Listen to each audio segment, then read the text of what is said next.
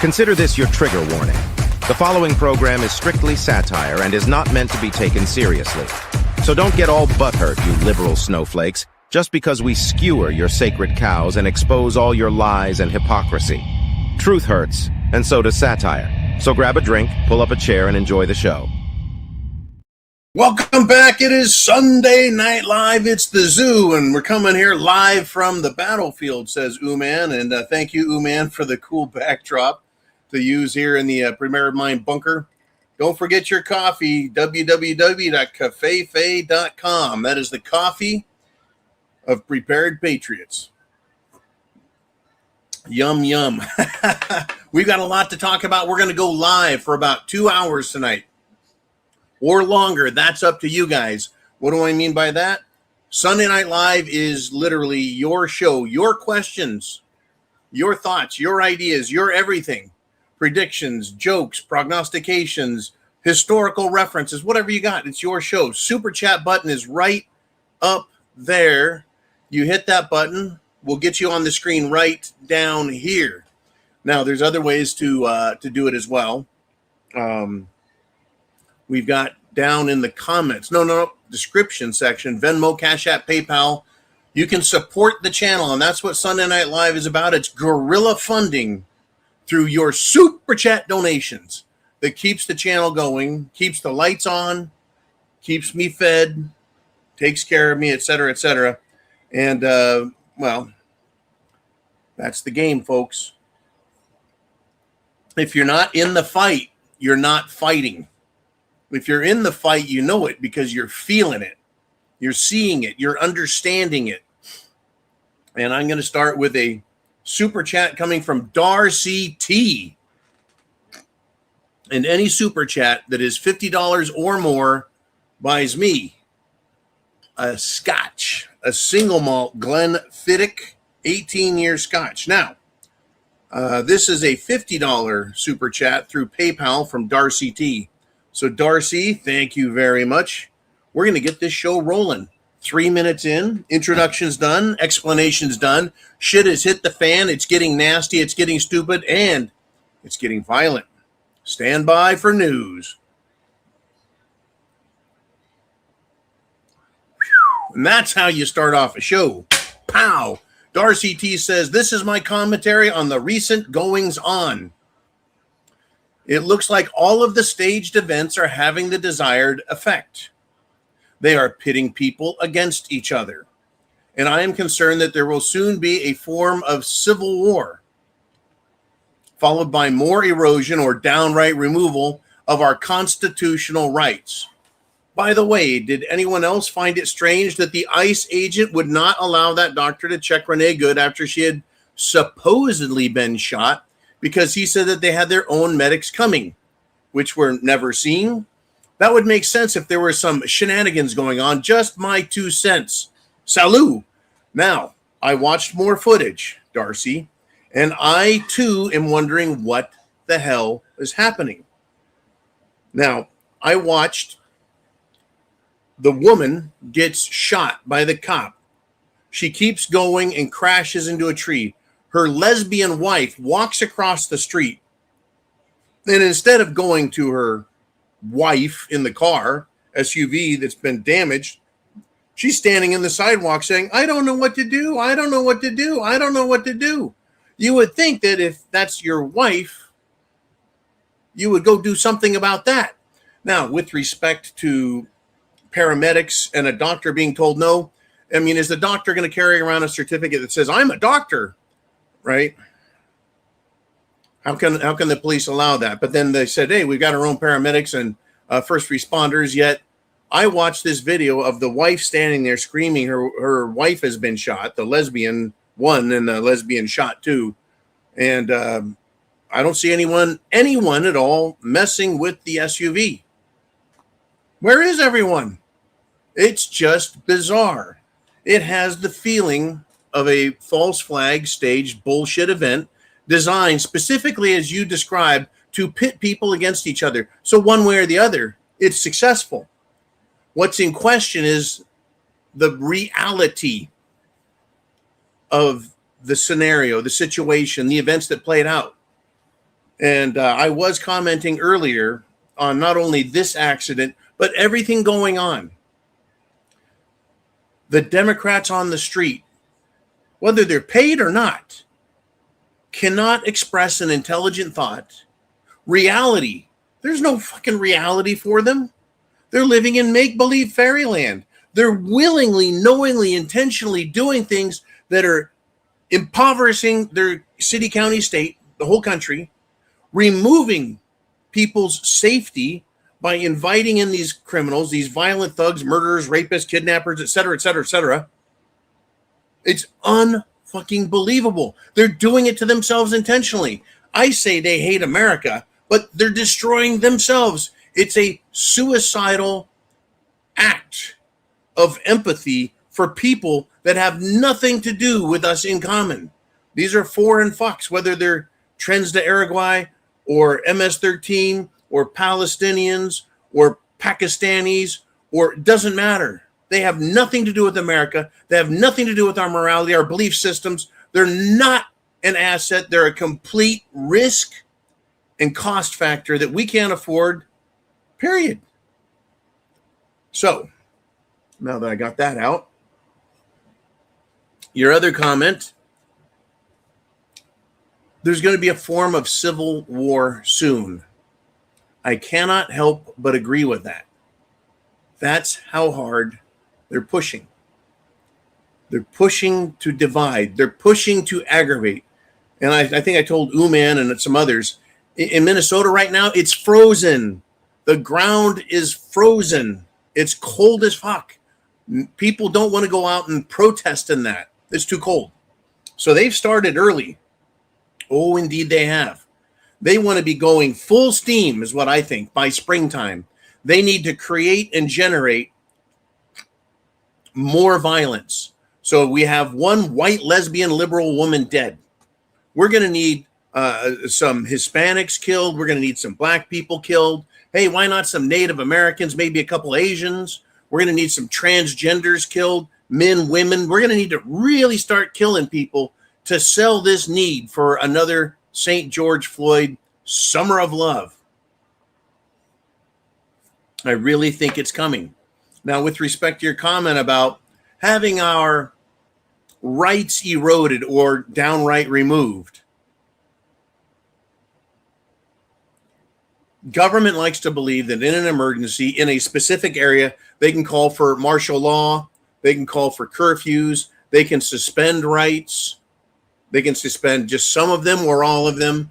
They have emergency powers. Now, with respect to me and my life and my rights and my property, let's just say down here in Florida, let's just say I was stupid enough to live in Orlando. And something bad happened, and the police say, curfew, we're going to go door to door looking for the bad guys, and we're going to come in your house, whether you like it or not. No. Well, listen here, Mr. John. We have suspended the Constitution. There's martial law. There's criminals about. You're not going to let us in? Really? You're going to put up a fight with us? Yes. Yes, exactly.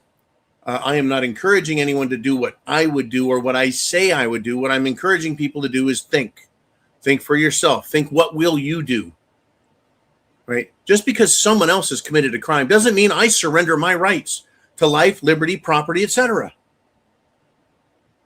But that's how government likes to operate. They want to create a situation so big, so disastrous, so ugly that people scream for the government to take their rights from them and fix the problem, right?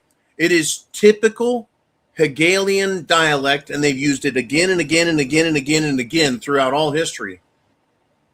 Hegelian dialect is create or allow a problem. Wait for the masses to panic. Wait for the masses to demand government do something.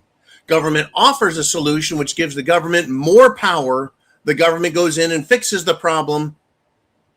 And here we are. The government now has new powers, new authority, and we have less and less and less of our civil, human, constitutional, and God-given rights.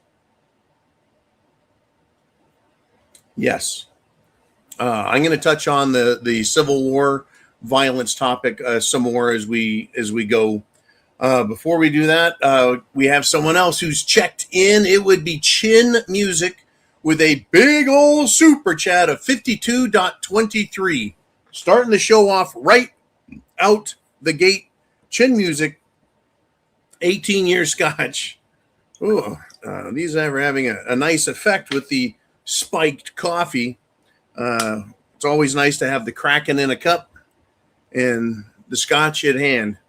Chin Music, thank you, brother, for taking good care of us here at the show, making sure the lights are on, the servers are up, we have good internet connectivity out of the bunker, and we're sending out the message.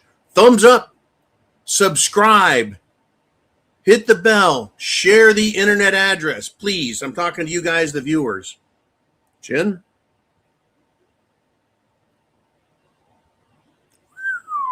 Like mother's milk. Woo! All right, yes.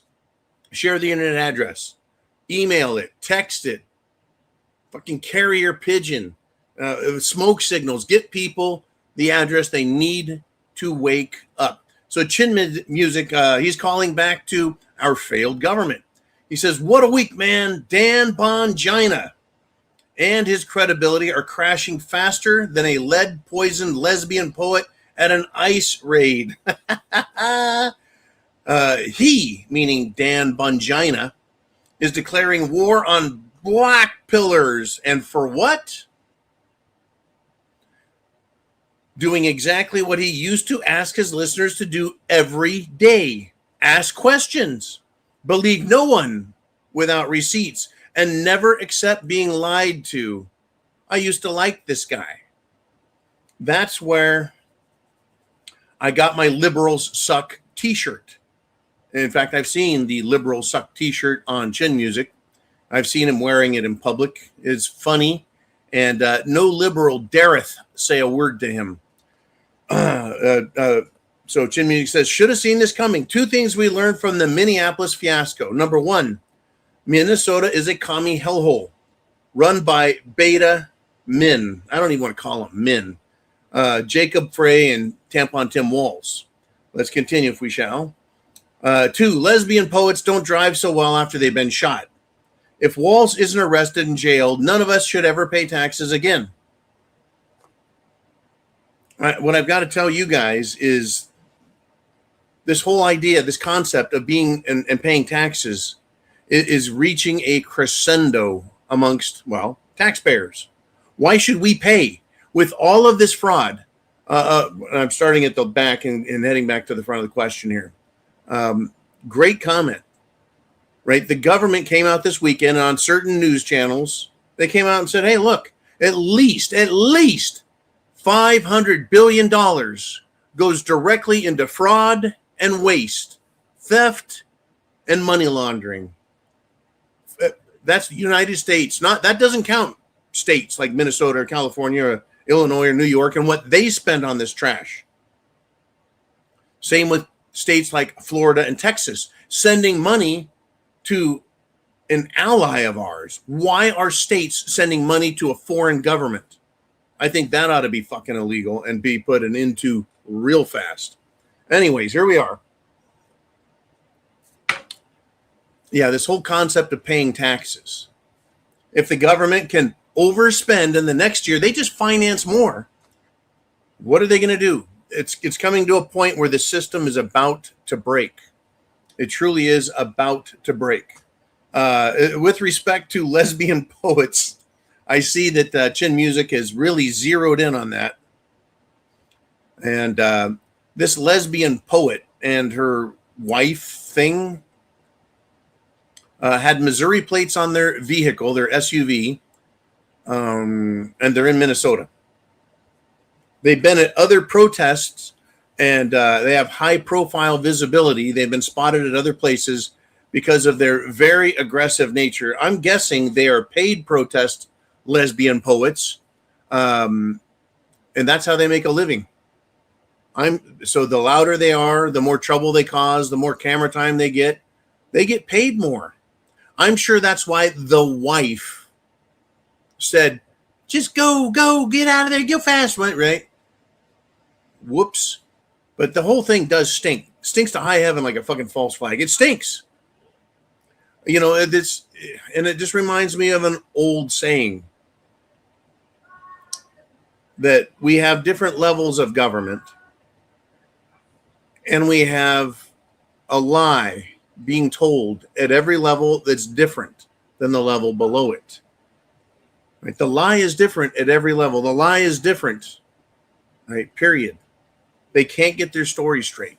Crazy stuff. If we can, let's go back to number 1 with Chin Music if it's available, and I'll dissect that a little more if we got it on the board. A lot to think about. My head is just swimming with crazy shit that's going on. What do you say, Mr. Uman? Where do we go? Poets, lesbian poets. She was a poet and didn't know it. Whether or not it's a real shooting, whether or not it's a real death, to me it feels like a false flag. To me it feels like they were instructed, the lesbian poets, to go there and cause a bunch of trouble, everyone film it. Maybe they didn't expect to have a shooting. Maybe they thought it was just going to be a show. Well, we've got trouble, folks. Lots of it. Okay, Uman, looks like we're stuck there on number 2. Okay, we'll just pull it down. We'll pull it down if we've got it. Folks, there's a super chat button right up there. If you've got something you want to say, hit that button. Uman will get you on the screen, and we'll move on. If Chin Music wants to toss more stuff out there through the comment section, just throw it up on the board, Mr. Uman. For now, let's clear the board, because I've got something I think is pretty important, and it's tied directly to that. The Philadelphia Police Commissioner issues a devastating response to the woke sheriff who threatened to arrest ICE agents and warn them, "You don't want this smoke." Now, you don't want this smoke. That is not English. That is ghetto. Now, I appreciate a good bitch slap, a good, rogering and making fun of somebody. But when you're in this kind of position of authority, don't you think you need to speak clear and concise English everyone else can understand? You don't want this smoke? I'd be like, no, that's right. I don't smoke cigarettes. No. But basically, they're saying you don't want this fire or this fight. A woke sheriff has threatened to arrest ICE agents. Can you smell, speaking of smoke, can you smell the riots? Can you smell the fires? Can you smell all of it as civil and partisan violence gets closer and closer? Similar to what Darcy T is saying. She's saying, hey, it's going to be civil war. I call it partisan conflict as well. Chin Music is like, these people are just out of control. They're out of their fucking rockers, right? But here's my thing. As it gets closer and closer, what can we compare this to?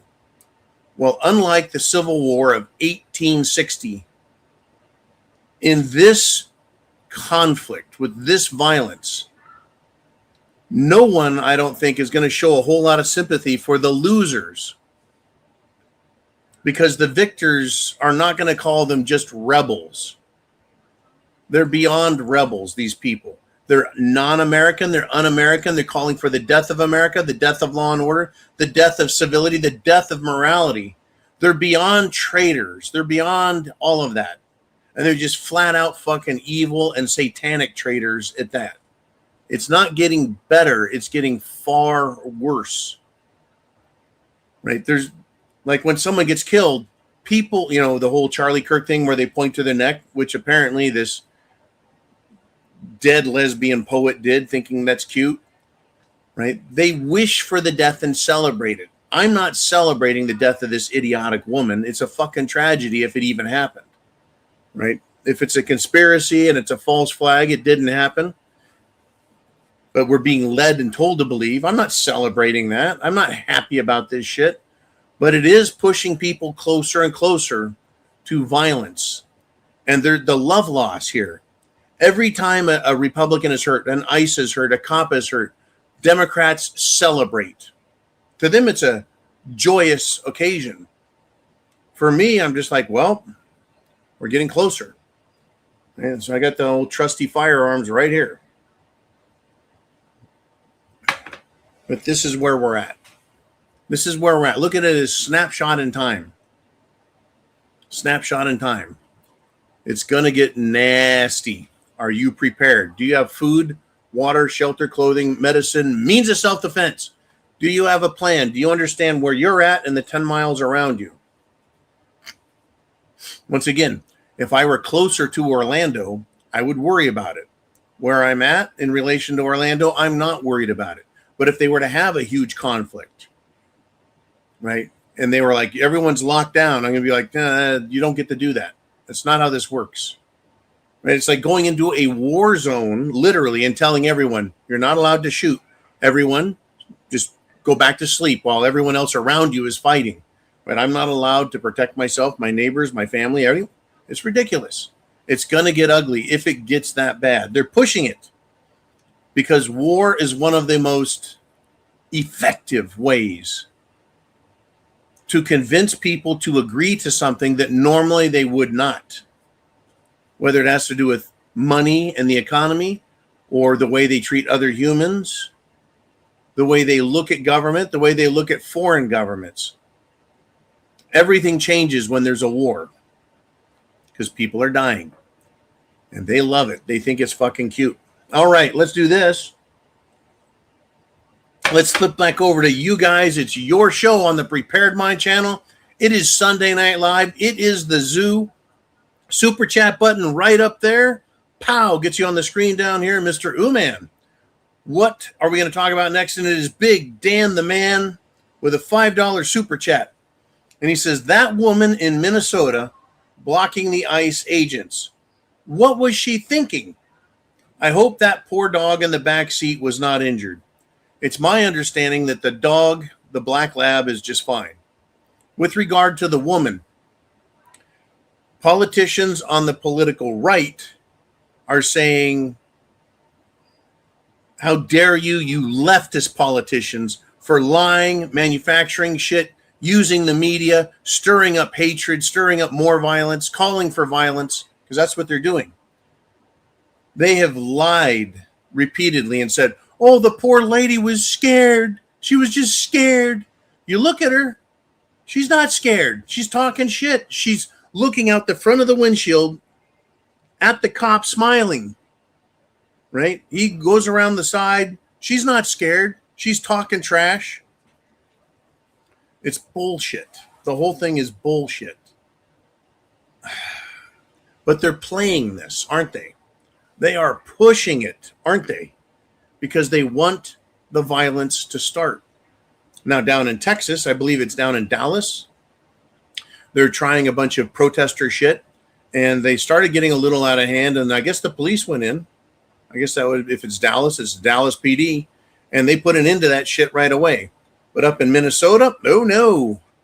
I think over the weekend, the Utes decided to go out and start breaking windows, looting stores, because, you know, they're really upset that a lesbian poet who looks like Satan's wife, got shot. They really care. Yeah, I'm sure. The white, liberal, lesbian woman.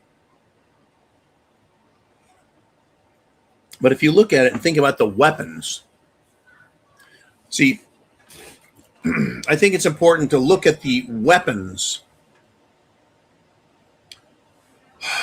that the left has. You could call them their reserve troops if you want. They have Antifa, communist youths with communist professors as leaders, funded by communist millionaires and billionaires in this country. Antifa. You've got BLM, which was a pro-black transgender organization masquerading as a civil rights organization, very willing to be violent. You have the Palestinian pro-Hamas, pro-Palestinian movement, who they want to be violent. They want to be terrorists. They were really going after the Jews. And so the Israelis didn't like that. And they've kind of tempered their shit down, haven't they? Who else is on the left? Well, yes, the lesbian, gay, bi, pedophiles. They're there. All of these groups are in America. You have Trends de Uruguay. You have MS-13. You have a lot of gangsters and criminals from south of the border. And I love that the Trump administration has elected to open up asylum from Venezuela now that they've kidnapped Maduro, captured Maduro, arrested Maduro, are putting Maduro on trial up here. I don't want any of these fucking people in our country. You know, I don't want anyone of any color from any country unless you're from a country that is a moral, decent country and you've got money. You don't get to come here poor. You have to come here with some fucking money so you can take care of yourself, and a skill so you can get a job and pay taxes right out the fucking gate. You want in the country? $100,000. And you have 6 months to get a job, secure your own housing, and take care of yourself and not be a fucking problem. That would be good, wouldn't it? Instead of this brown group and that brown group and this group over here and that group over there, and none of them have anything to offer but a fucking nightmare and a headache. And yeah, that's what they want. That's why New York City now has a mayor named Zoran Mamdani. Unfucking believable, unconscionable, unimaginable until the Democrats have got to this point. And they're bringing all of these people in as their new voting base. After they told my generation, the millennials, the Gen Z that's now in their 20s, don't have kids. There's too many people here. But we're also told that, you know, whites are the problem. On a percentage basis, the whites are the least problem when it comes to serious crimes. But we have a new class of foreign criminals, right? They're now white-collar criminals committing massive amounts of fraud. Anyways, let us move on. We're 30 minutes into the show. We're going to go 2 hours. It's your show. Super chat buttons up there. That's how you get on the screen. You get to direct. You get to steer the topics in the directions that you think are most important. Let's do it, Mr. Uman. Dan Bongina. What a fucking jerk off. That guy really is. Nancy Kaig is in the house with a $20 super chat donation. And she says, your topic of choice tonight, Semper Fi. And Semper Fi means always faithful. I think it takes on a new meaning for all of us Americans, because you think about it. Faithful, always faithful to what? We'll do that, Mr. Uman. We'll go with one of hers. Right? Faithful to our country, our flag, our laws, our Constitution, the Declaration of Independence, our faith, our traditions, our culture. That's what we need to be faithful to, and faithful to ourselves, who we are. There are Black Americans, brown Americans, white Americans, yellow Americans, red Americans. We all, the Americans, love our country. It is the un-Americans, non-Americans, anti-American losers of all colors, including white, from the white liberal, once Americans. They're not Americans anymore, right? They're suicidal. They're psychotic. They're fucking brain injured. Let's do it. What does Nancy have to say, Mr. Uman, if you think she's got a comment we want to go with? Oh, no. We're going to do this. Alan Meyer Jensen checks in and says, Alexander Dugin, Tragisk, but now Russia have to use mass destruction weapons on the USA because of the way Trump acted.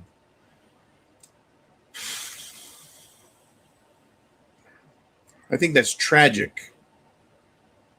Alexander Dugin. No, Alan, shit. Sometimes the translation coming from Denmark to America doesn't work really well. But I'm going to roll with what I can interpret here. But before I do that, we've got over 300 people live right now. Share the internet address. You cannot comment unless you are a subscriber for 5 minutes. Be sure, all of you, every last one of you guys, thumbs up the video. I don't care if you like it. I don't care if you don't want to. Fucking do it anyways. It messes with YouTube. It screws with their AI. Do it. And now, back to Alan Meyer Jensen. Russia has to use mass destructive weapons on the USA because of the way Trump acted. Number one, what is a weapon of mass destruction? It's anything that causes massive loss of property or loss of life, like a biological weapon or a chemical weapon is considered a weapon of mass destruction. A hand grenade is not. But how about just warfare, drone warfare? If you take into account all the casualties caused by that, is that mass destruction?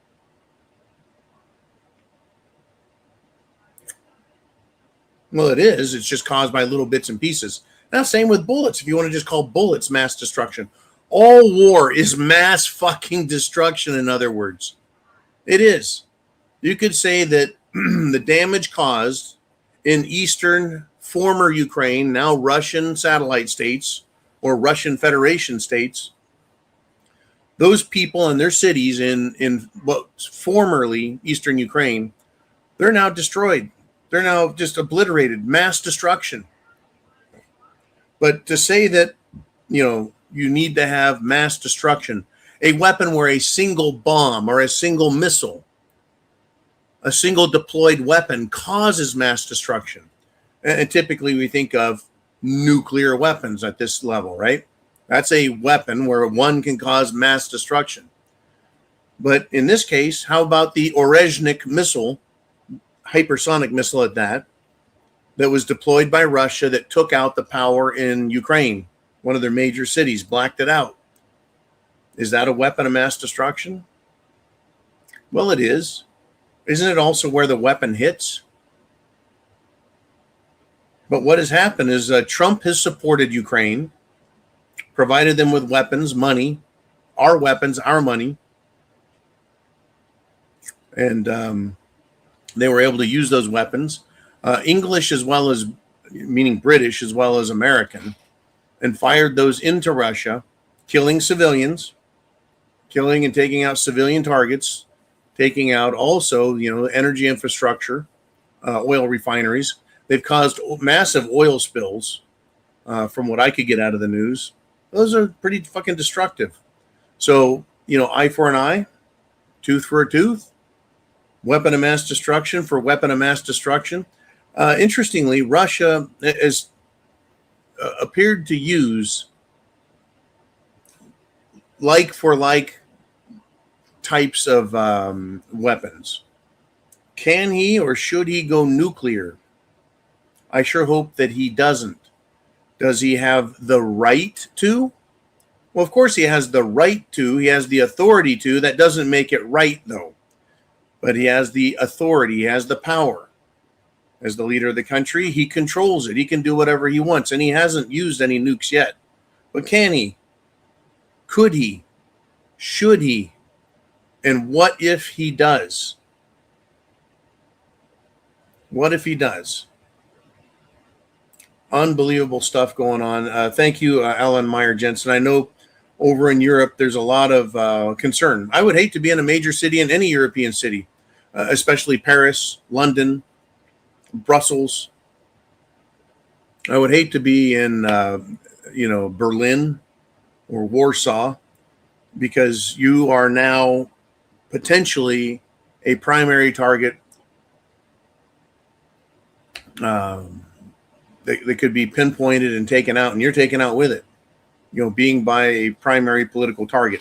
What I find fascinating is that Putin has told them, hey, rich people, I don't know where you think you are. I don't know if you think you're going to hide, but we know where your hiding places are. And we can take you guys out. You will not be safe. And just remember, folks, there are now nuclear torpedoes that the Russian submarine fleet has. that they can deploy, ignite off coast, and cause massive tsunamis. Massive tsunamis. They could hit one and send massive waves up into Maryland and Washington, D.C., and completely swamp the swamp.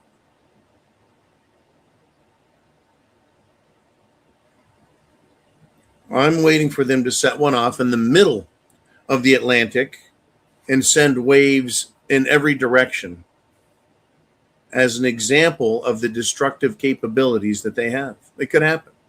I'm not cheering for it. I'm not rooting for it. I don't think it's a great fucking idea. I'm saying he could. And say, this is your final fucking warning. Right? You tried to kill me, you motherfuckers. This is how close we are to World War III, folks. Currently, World War III is economic.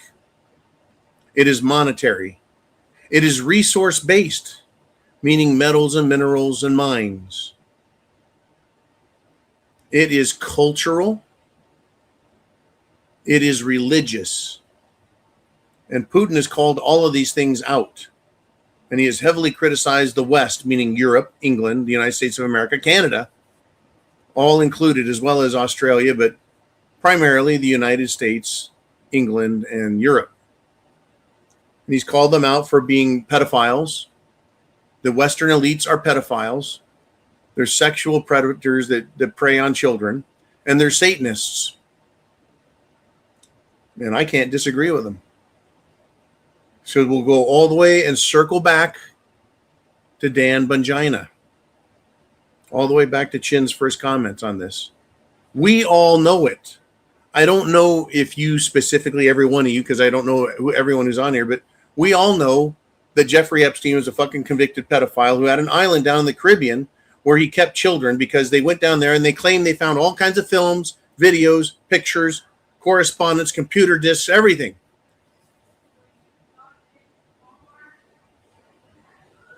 And we know that powerful elites flew down there, took their yachts down there, and engaged in these activities. These evil, fucked up activities. Trump knows it. He's protecting him. Dan Bongina was complaining about the Epstein clients and all this evil and the fucking pedophilia and everything. And he's like, oh, I'm going to kick some ass. And he becomes the deputy director of the FBI, Federal Bureau of Investigation. And he does what? Absolutely nothing while lying to us. He is now out. He's resigned after a year of doing nothing. And he thinks he's going to come back into social media and tell everyone how stupid they are and to knock it off. And he's going to kick an ass. And he's a giant hypocrite who has taken, according to experts, $6 million. That's right. He's the $6 million man from AIPAC, the America-Israeli, what I call the Political Action Committee. You know, that's what they are. They're a political influence group, AIPAC. And they use their money to influence politicians, buy them, in other words. Buy them. And so that's what they do. They buy people. So you've got Israel buying people.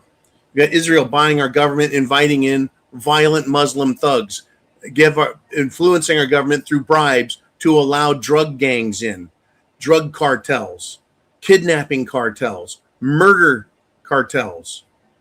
The Somalis are fraud cartels with their bullshit childcare, their bullshit healthcare, where they claim that they've got a business and the government sends them millions of dollars a year. And Dan Bongino did what? Nothing. Right. They did nothing. What do you want to talk about? What's on your mind? Are you prepared? Before we get to the next question, Uman, do you have food?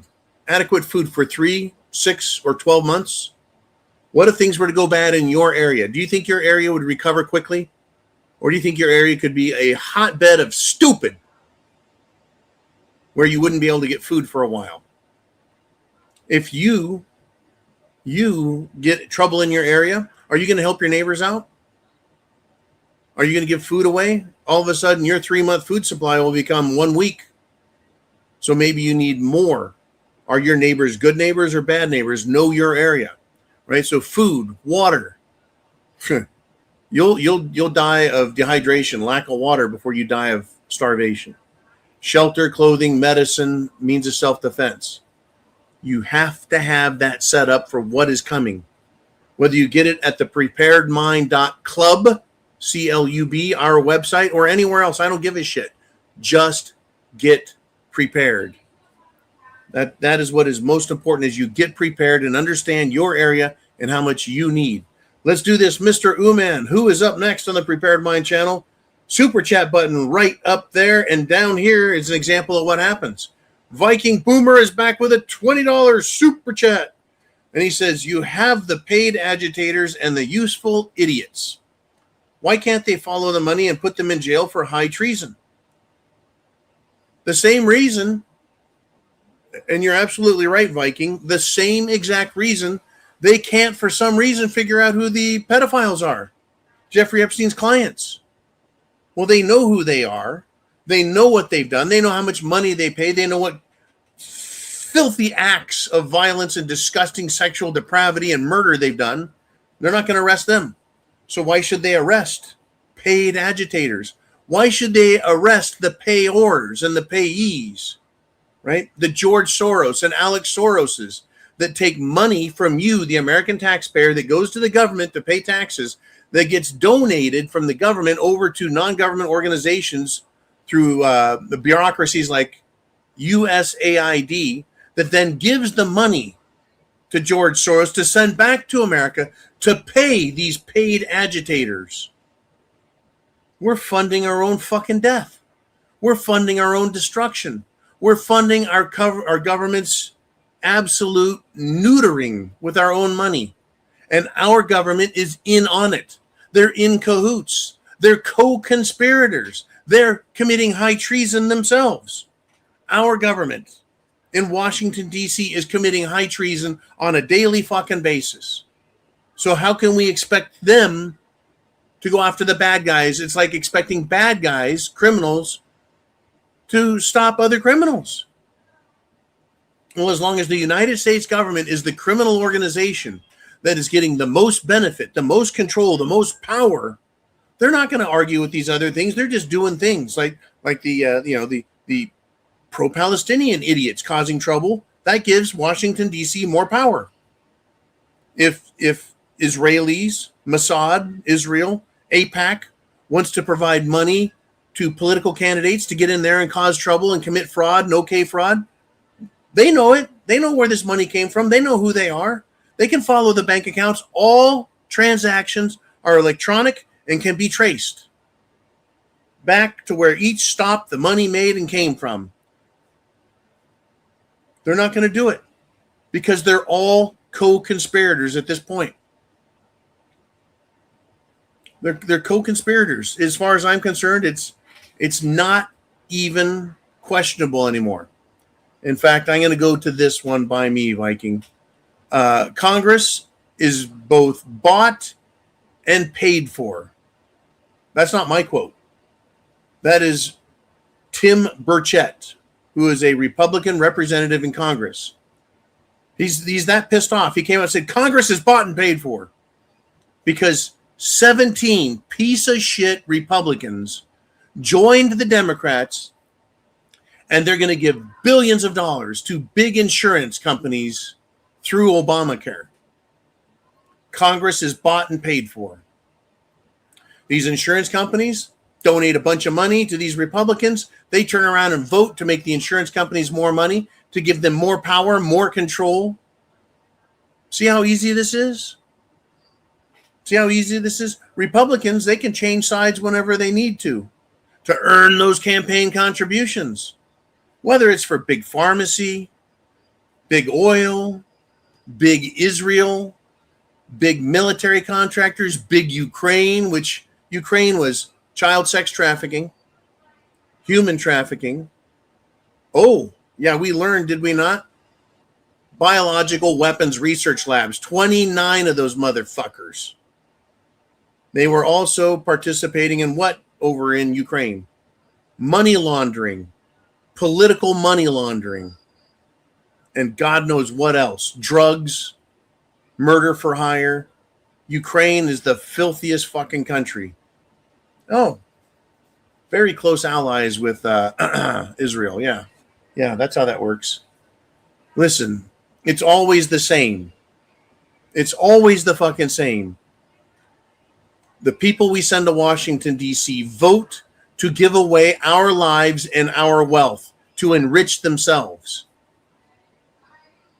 They're all paid top to bottom.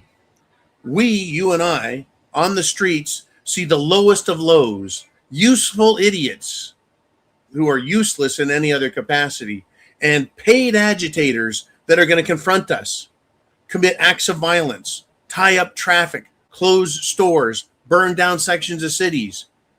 Fuck with us. You go up to the next level. Local politicians, if they're Democrats, they're all for it because it destroys the cities. It gets them more of what they want. They're happy with it. Go to the state level. Look at these governors saying, like Newsom and Tim Walz, they're encouraging violence against ICE. And ICE, for its part, is not arresting everybody. They're letting people push them and fight with them and impede them and get in the way. At some point, you either you fix the problem or you just stop doing it. You can't win a war by sending 10 people to fight 10,000. The way you win a war is by knowing what the enemy's got and going in and absolutely fucking crushing them, defeating them, penalizing them so bad they wish they had never been born or at least not done what they've done. We aren't arresting all the people that need to be arrested. That's a show. It's a show. We're not getting mass deportations. We need to get rid of 20 million illegal immigrants minimum out of the 50 million that are here. Just to get back to where our housing isn't taxed, our social services aren't taxed. Don't you agree? You can or you can't. Put it in the comments. Let other people see and read what you're thinking. That's what the comment section is for, besides getting super chats up onto the board. These are paid agitators, but all the way at the top, Congress. And I love that Tim Burchett is basically joined Thomas Massey. Oh, by the way, Big Marge, she's gone. No longer in Congress. She's still active on X, active in social media. But she no longer has the protection that a Congress person has. There's not many of these people willing to stand up and point out where the evil is, who is doing it. It's not just the people on the street. It's not just the people that are handing the money. It's not just the college professors. It's not just the lifetime career idiot agitators on the street. It is city level police departments. It is state level law enforcement and prosecution, attorney generals. It goes all the way up to the national level. National. The national level where they don't do anything. In fact, let me just do this. Treasonous Republican Senate action. Thank you, Viking. We can pull him down off the board there. I appreciate the great super chat, by the way. And we'll get to one of your super chats here in a minute. The button's right up there if you want to get on the screen. But I want to piggyback on this with another story about treasonous Republicans who are supposed to be on our side, who are supposed to be pro-America, pro-Constitution, pro-law and order. Guess what they've done? The Senate Appropriations Committee has voted overwhelmingly to provide over $5 billion of your money, taxpayer cash, to put into welfare for refugees. Are you fucking kidding me? During Trump's first term, he wanted $5 billion to build the wall between America and Mexico to secure the border and help keep us safe. Who stopped him? The Senate. Who was the bitch in charge? Oh, yeah, Dianne Feinstein. Yeah, guess her religion. Dianne Feinstein wanted no. Followed by Turtles McConnell, sellout Republican sack of shit in the Senate. They stopped it. We don't have $5 billion. Oh, my God. All they've done is give away billion after billion after billion after billion since 2020. The COVID fuck up, hundreds of billions of dollars. Ukraine war, hundreds of billions of dollars. Illegals, billions and billions and billions. Healthcare, housing, food, cash, phones, transportation, property. Billions. Oh, we had some destruction from a hurricane. Fuck you, Americans. Had a fire on the California West Coast. Not only did the government not put out the fires, they're completely incompetent and no reconstruction. There are big protests today, by the way, in Palisades fire area. Hawaii, one of the most iconic, beautiful little towns, touristy, fun. Lahaina, Maui, burned. The fucking entire city burned. Whoops, no money for you. But the Senate, the Republicans want to give $5 billion and more back into refugees while they're telling veterans, fuck you. Veterans, no medicine. Veterans, no retirement. Veterans, no benefits. Fuck you, veterans. Oh, you're disabled because you jumped out of helicopters for 20 fucking years? Or you jumped out of a helicopter for 2 years. It doesn't matter. If your back is shot, it's pretty easy to see where that went. Helicopters, airplanes. They take a 150-pound guy, put a 50-pound pack on him, march him 20 fucking miles. What do you think his knees are going to do? Literally, what do you think his knees are going to fucking do? Now, I have to admit, most combat jarheads are a little bigger than 50 pounds, right? When I was a jarhead, shit, I was only 180 pounds at 6'3". Now I'm quite a bit heavier, 270, 6'6". Be that as it may, they're not little people, but they are strong and they're well trained, but they get beat down. So fuck you guys. No money for you. Soldiers, Marines, sailors, you're fucking deaf, you're blind, you can't see. Fuck you. We're going to give your money to welfare refugees. It's shocking and disgusting. It really is. It's treasonous as far as I'm concerned. You're taking the treasure of Americans from their hard fucking work and you're sending it to Israel, sending it to Ukraine, sending it to Africa, sending it to South America, and then inviting their fucked up people to come here and suck more off of us. It can't continue. It can't exist. They've destroyed our money. They've destroyed our economy. They've destroyed our financial system. And it's just going to get worse. Mr. Uman, I shot you a big Q mark. What do we want to do? I've got something that I'm trying to hold off on giving. I want to give everyone a chance to do a super chat donation and get your question and thoughts in here because it's going to matter. Big Dan the Man, $5 super chat donation. He says, my M4, which fires a 5.56, right? M4 is basically it's an M16. Civilian version is semi-automatic. But Dan says, my M4 is 1 minute of angle at 50-yard red dot sight. Well lubed and right on target, always at the range. A great rifle to fire, low recoil, and very accurate. We're going to have a discussion about the M16, AKA, also known as, not AK, but the M16, also known as the M4 or the AR-15 or the AR-4, whatever you want to call it. It is an incredible weapon. It's more complicated than a bolt-action rifle, but it's not that much more complicated. They are incredibly accurate. They are incredibly light. They are incredibly versatile. From the length of the barrel, the heaviness of the barrel, the number of rounds of ammunition in your magazine. You can do 5 round, 10 round, 20 round, 30 round, 100 round drums. They just get heavier is all. The buttstock is collapsible, meaning it can come in tight or go out long, depending on your size and your preference. It can be fired by grown men, grown women. People with disabilities can fire them because they have very low recoil. They're designed intentionally to have low recoil so that you aren't doing this every time. You shoot, it comes a little, but you're back on target very quickly. Children can shoot them, always with adult supervision. I have seen pink AR-15s, M4s. I have seen Hello Kitty M4s, which crack me up. You can do whatever you want with them. You can paint them, customize them. They're beautiful weapons. They're extremely accurate, very inexpensive now. And there are, I'm sure there's got to be at least 100 million of them in the United States of America. Take the time if you've got it. Take the money if you can. Arm yourself, because if things get bad, you will need it. And even if you don't need it, you will sleep better knowing you have it right there. In fact, I just touched mine. Woo! And there's probably, I don't know, I'm going to call it 2 combat loads of ammunition already in magazines, even closer. Yep, right there. Have it ready.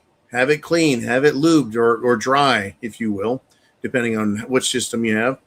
But learn to defend yourselves. Prepare yourself to defend yourself. If you're not shooting at targets, you're not shooting, you're not getting the training.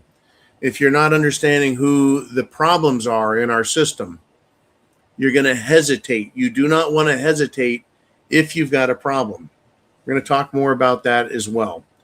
Before we get there, though, Mr. Erickson, thank you for the great donation. Thank you for your continuing support. People that are on here that we've seen today are constantly supporting this channel and the efforts and the message, and I want to thank all of you.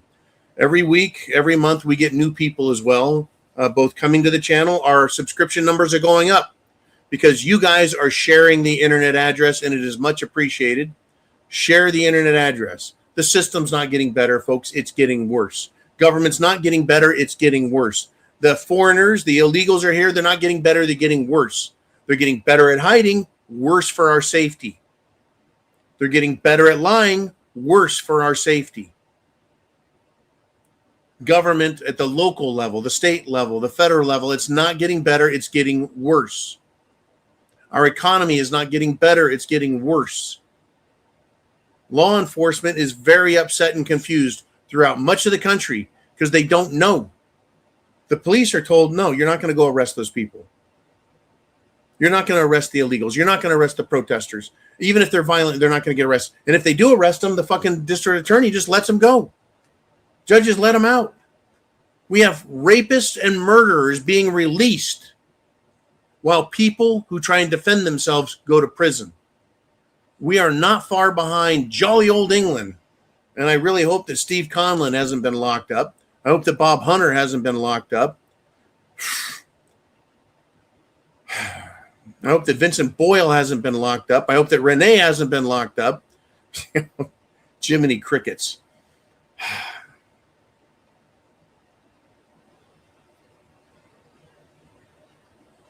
These people in our country are destroying it. This fake scene behind me, and thank you, Uman, for creating that for me. I've got it up on a green screen behind me. That's what Nevada is going to look like. That's what Southern California is going to look like. That's what Texas is going to look like. That's what Utah, Colorado is going to look like. Lots of this country is going to look just like that. It looks just like Somalia. It looks just like Syria. It looks just like Gaza. It looks just like, yeah, every shithole in the country, on the planet. Okay, and the reason it's not getting fixed? Because we have some problems. Get your super chat in right up here. Or we've got, let's see, PayPal, Venmo, CashApp.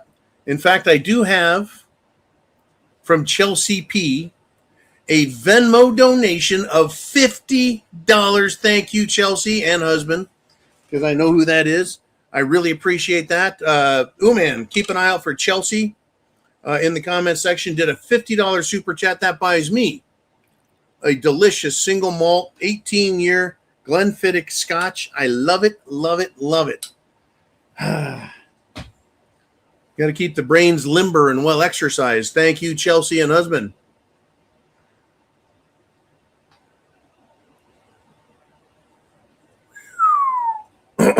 Yes, indeed. All right, Chelsea P., thank you so much. Uman will grab your question here.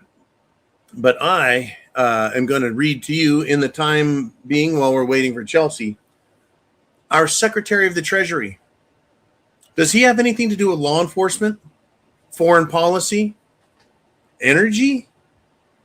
Why is this character, and I'm going to give you his name, Scott Bessent, why is he the only one who sounds like a fucking American in the government? Or is it that everyone else in the government in Washington, D.C. has completely ruined their own credibility?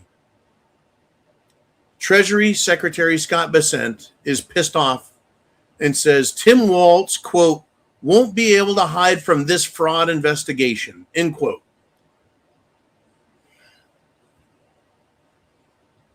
The Treasury Secretary should be worried about American treasure, our wealth.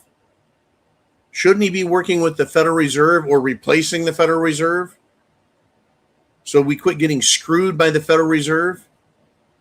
Shouldn't he be auditing the Federal Reserve, auditing the gold supply? Come on, Scott, get back in your lane, dude.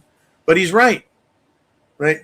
Why, rather than question Scott Bessent over him going after fraud from Tim Walz, which is a law enforcement question, why not ask someone else?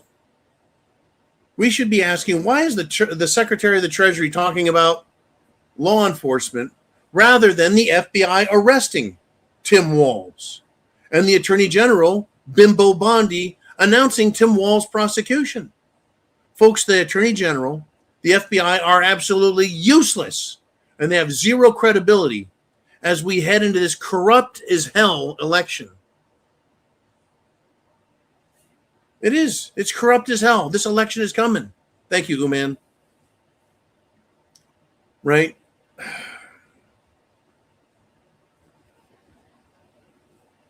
The election process is coming, and it's corrupt as hell. It is going to be campaign season, and it is corrupt as hell. And the FBI and the Attorney General are doing fucking nothing. So we've got Scott Bessent out there making threats. Republicans have done 1% of what was needed to protect our upcoming election integrity. And if they've had 1 year and have done jack shit to protect and secure the 2026 elections, what makes you think they're going to get a fucking thing done by the time we get to the 2028 elections? Nothing is being done. It's musical fucking chairs. It is Clown City. And this is the Republicans who are supposed to be the real patriot Americans. And they're not. They're not doing a fucking thing. Cross-eyed Kash Patel has got his nose so far up his Israeli girlfriend's ass he can't see straight. Oh, wait. He couldn't see straight already. His eyes were crooked. And Pam Bondi, she is still auditioning for a job on Fox News. Pam, you are used. You are tired. You are old. Nobody likes you. Nobody believes you. We're all fucking sick of you. We were after 2 weeks of your lives. You're a piece of shit. You're a fucking sellout. All of them are sellouts, folks. Washington, D.C. is not your friend. If they are, share with us why. What did Washington, D.C. do for you? Unless you're getting free money from them and you're committing a crime and getting away with it, unless you're one of those people, all they've done is take your money and lie to you. Unfucking believable.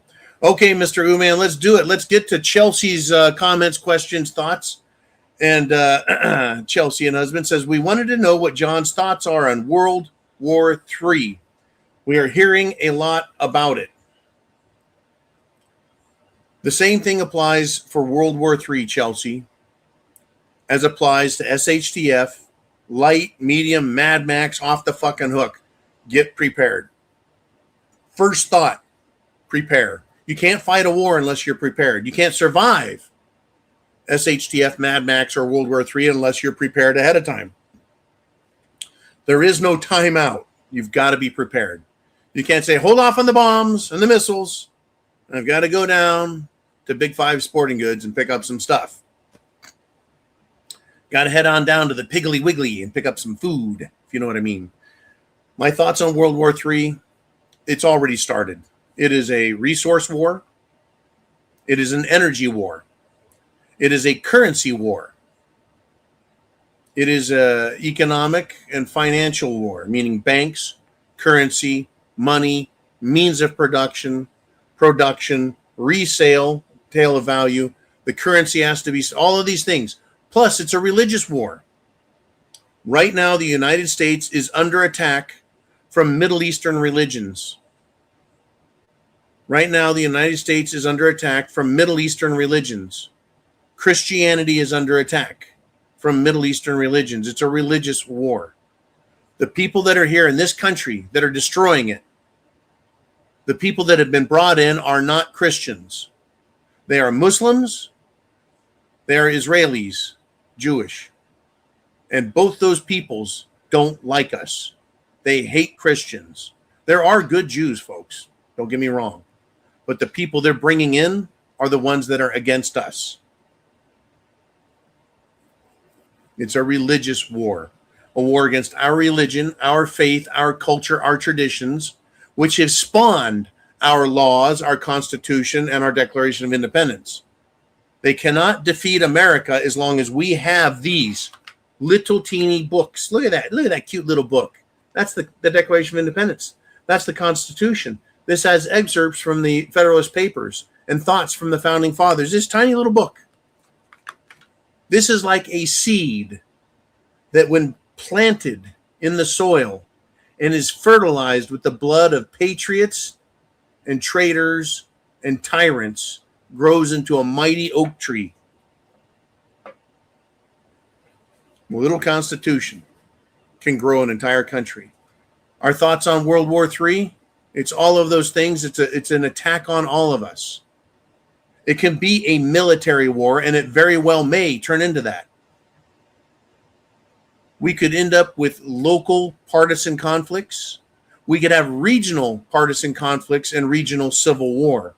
On the state level, do the people in a state want to allow the people at the state capitals to destroy them, steal their money, arrest people, allow criminals to get away with what they're doing?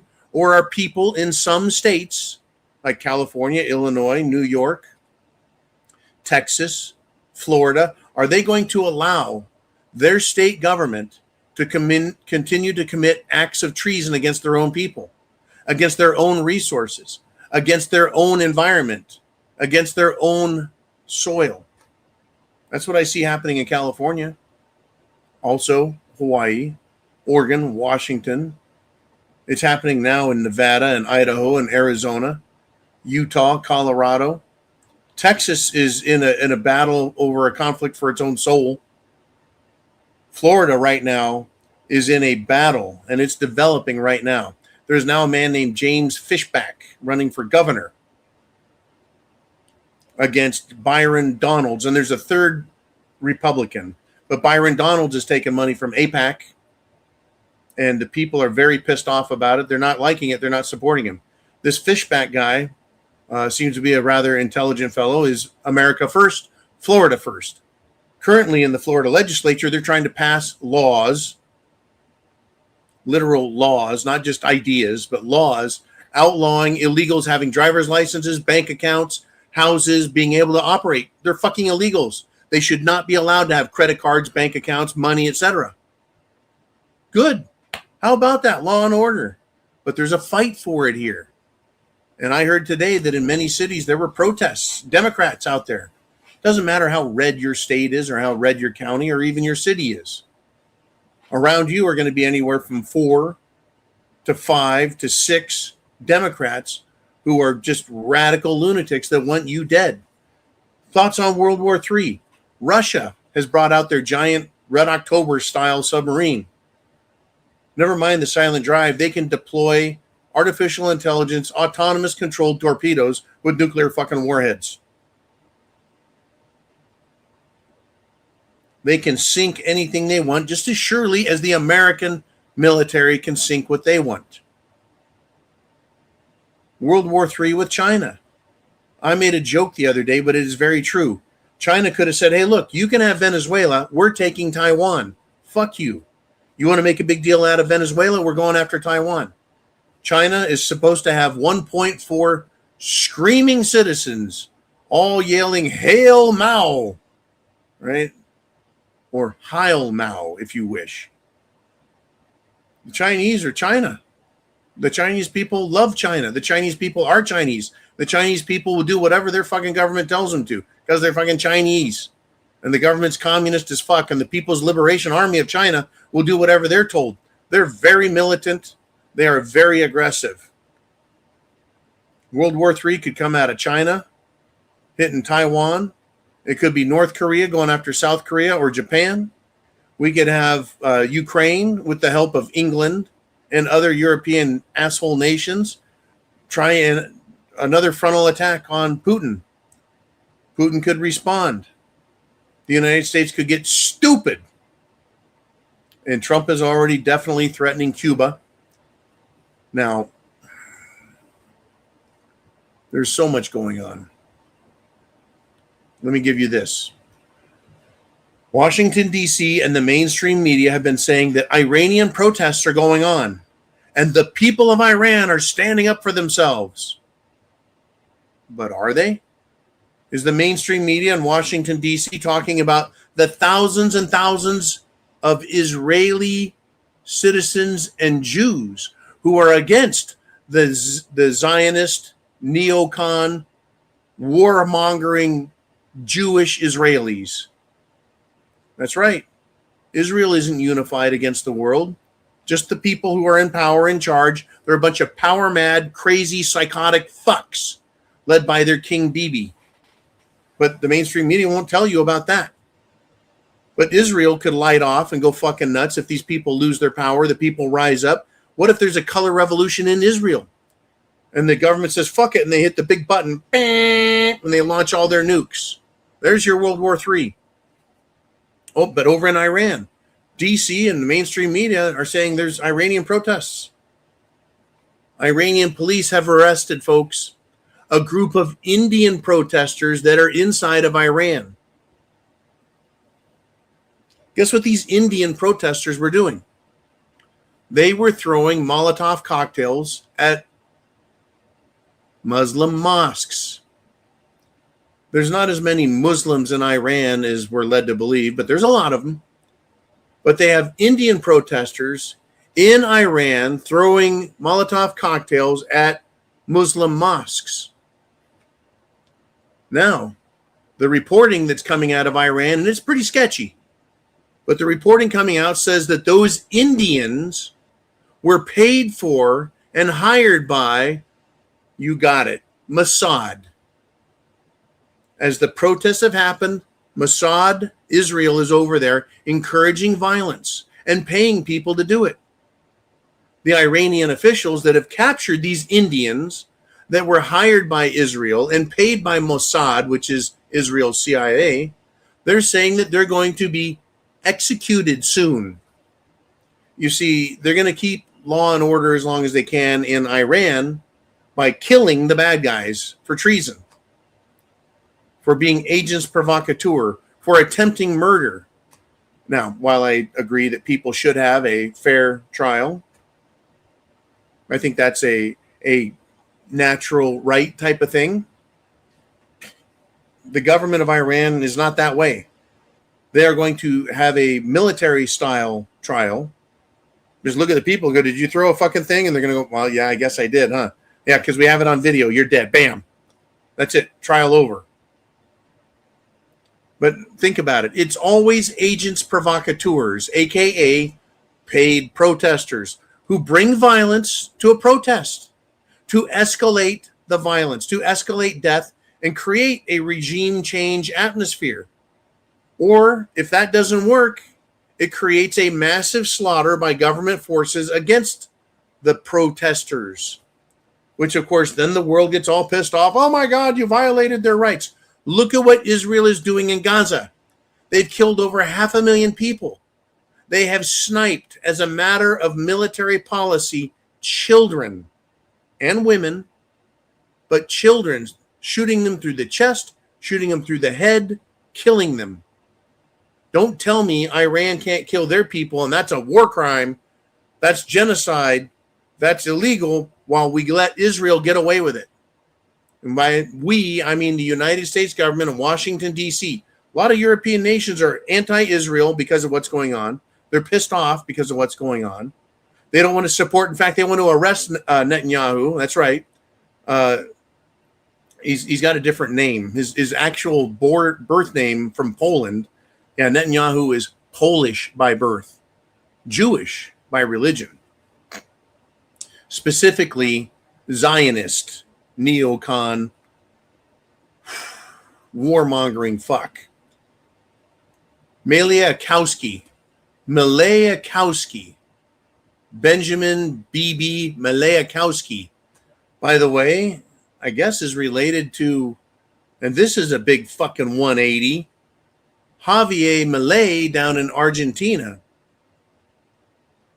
is doing everything he can now to offer Israel whatever they want in Argentina.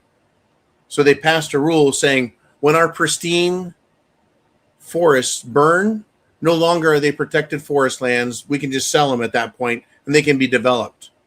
So all of a sudden there's Israeli tourists there setting fires to these forests so that Israelis with money can come there and buy up the land and do what they want with it. All they got to do is burn it. And the Argentinian people are pissed off. Anyways, I know I'm not trying to wander all over the place. But World War III is everything at this point. And I believe it was none other than the supposed smartest man to ever live, Albert Einstein, by the way, joke, not true. He said the smartest man alive was Nikola Tesla. Anyways, I believe it was Albert Einstein, or at least he's credited with saying, I don't know how World War III is going to be fought, but I do know that it'll be fought with sticks and stones. Meaning if we go into full-on World War III and the world looks like this, they're going to bomb us into the fucking Stone Ages. Just wow. Folks, we're 1 hour and 15 minutes into the show. We got 45 minutes left. What I want to know is what you want to talk about. What's on your mind? Any topic. I don't care. Bring it up. I'll talk about it. I'll use special code words if I have to, but we'll be talking about everything going on. Currently, I am not being punished, silenced, suspended for any topics, even vaccines, even COVID. Even the Jim Jones juice, right? No, they're not for now. Don't worry, they will later. They will later. They'll have to do something. Israel's not happy with us. They are shadow banning us. They're hiding us. They're not recommending us, which is why I tell you guys, please, thumbs up every video. Subscribe if you want to comment. And share the internet address at the top of your screen. Share it. Share it with friends, family, coworkers, even people you fucking hate, just to rub it in their face.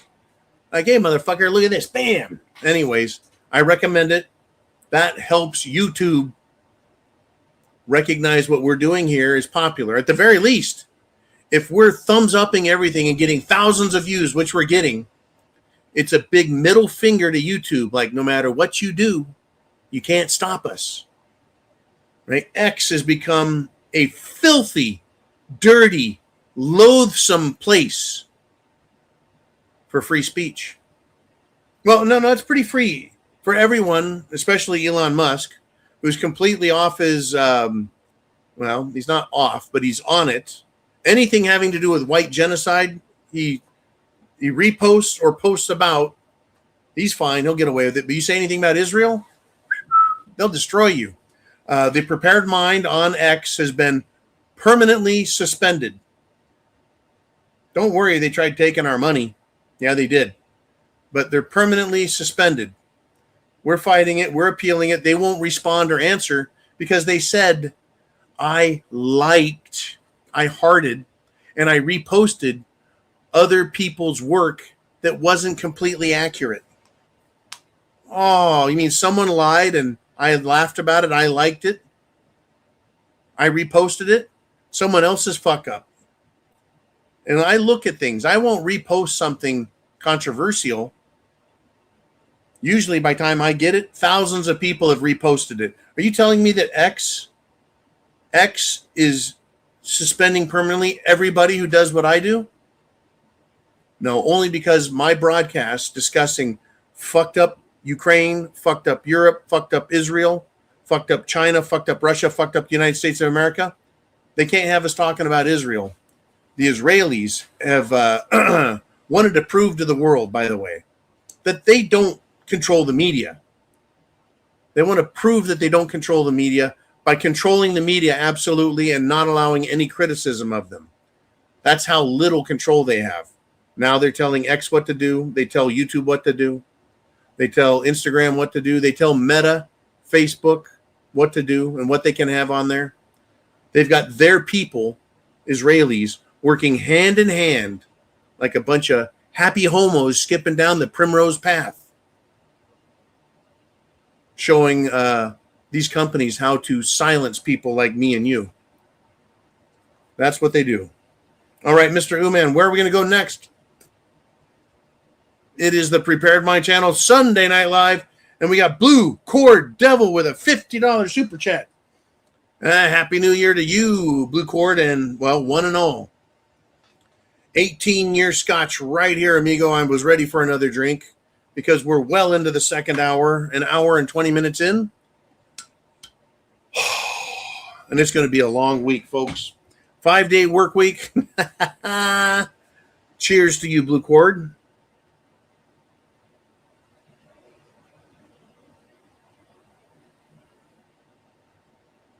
Cheers. In Semper Fi. Blue Cord says, speaking of red states, saw in Montana 2 liberal white women out protesting. Big trucks driving by, letting them know where they can go. Yeah, Montana is an interesting place. It's full of really good people, except for the people who have, well, migrated there from California. Yeah, for some reason, Montana, I guess Flathead Lake and a couple other areas, is very popular to have your second home, your millionaire's mansion, your vacation retreat, and, of course, your SHTF bug-out bunker location in Montana. I got news for you fucking liberal fucks that think you're going to hide in Montana. The Native Americans there, still a little bit angry. And I don't think they're going to like you guys. I don't think the cowboys, I don't think the Hooterites, I don't think the good people of Montana are going to take real well to the world getting burned to a fucking crisp and you people hiding out in their state. In any event, yeah, you will have some liberals here and there trying it. And it looks like Uman is having a party at the Mobile Command Center. Oh, yeah, he's laughing and yucking it up. I don't know what he's up to. Crazy stuff. Anyways, Blue Cord, you're absolutely right to bring up this topic. The working people of this country couldn't give a shit about the liberals. They've got time to stand around, protest, hold signs, obstruct people from getting to work, getting their kids to school, getting their kids home from school. And that lady, the fat poet lesbian bitch who's now dead, and her lesbian bitch wife, not dead.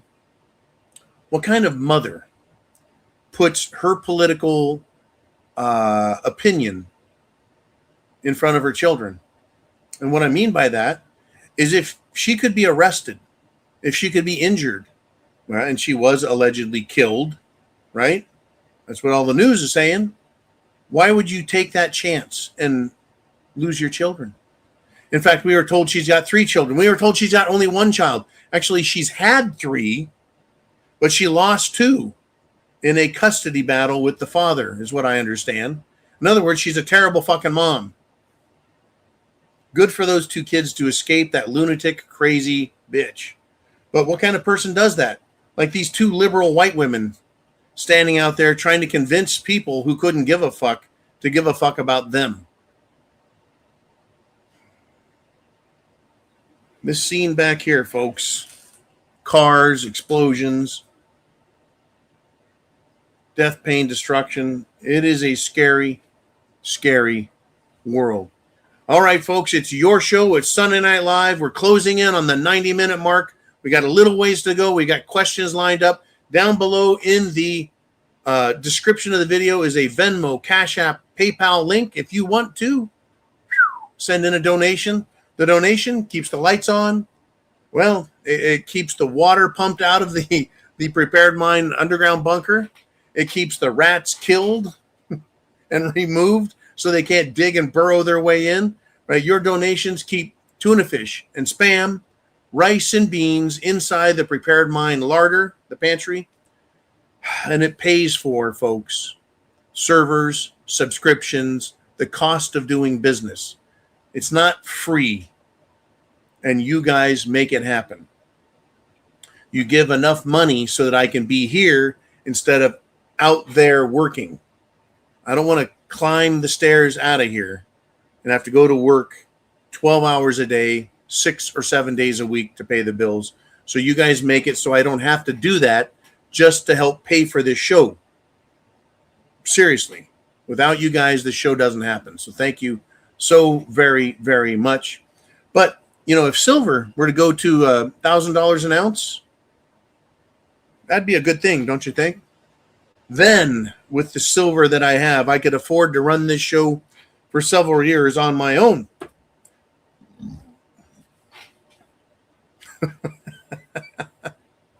Oh, this week is probably going to get really interesting in the precious metals market. Precious metals, gold and silver, tied to the currency and payment system, which is tied to the monetary system, which is tied to the government funding system, which is tied to the fiscal management system, which is tied to international trade settlement and policy. Here we go. Well, we're going to do a precious metal update. Silver at the open on foreign markets was at 81.57. Gold is at 45.55. Okay, it was at 4,500 flat before the market opened. And silver was at 79.79 at the close on Friday. They lowered it even more, but it's jumped from 79 to 81.57 in the foreign markets. A $2.50 opening bid for the silver. There is a massive shortage. Interestingly, there's this guy called Asian Guy, and he has at least a dozen channels, probably 3 or 4 dozen now. There's different Asian guys now. They all sound the same, but they're starting to look different. Some are in an office. Some are off to the side of the video. There's Asian Girl. It is pure, unadulterated propaganda. And I don't mean it's all lies. I mean propaganda. To understand how propaganda is used most effectively, it has to appeal to a certain demographic. They also have to use, in my opinion, to be a very effective propaganda. It needs to be a minimum of 75% accurate. But the more lies you have in your propaganda, the more easily it'll be detected by people, except for brain dead, stupid, fucking retarded Republicans and Democrats.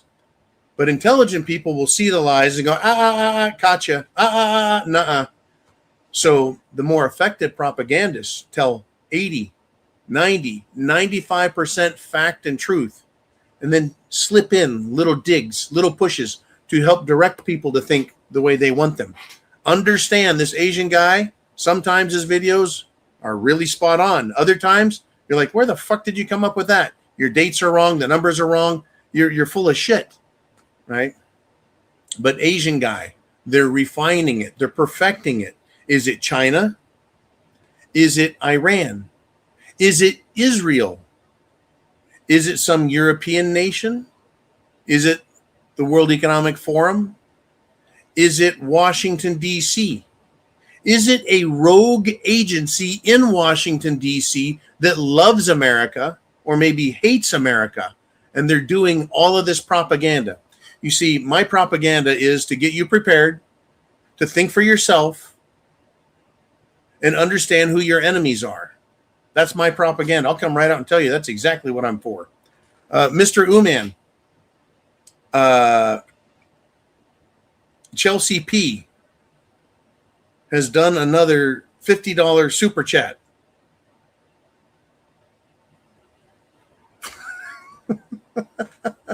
What are you doing? All right. It says zoo cheers. Okay. Let's keep an eye out for Chelsea P. Chelsea, you've got another shot at it here. Let's see, 50 and 50. Yeah. Okay.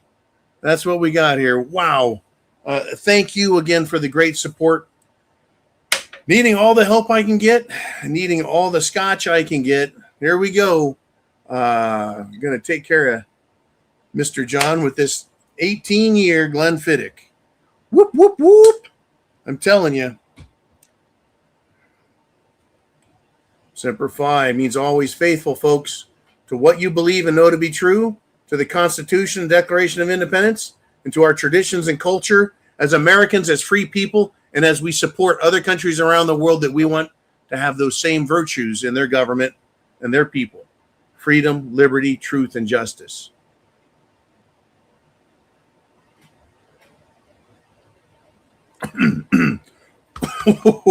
Woo! That one was extra potent, Chelsea. All right. And she asked the question, what are your thoughts on Greenland?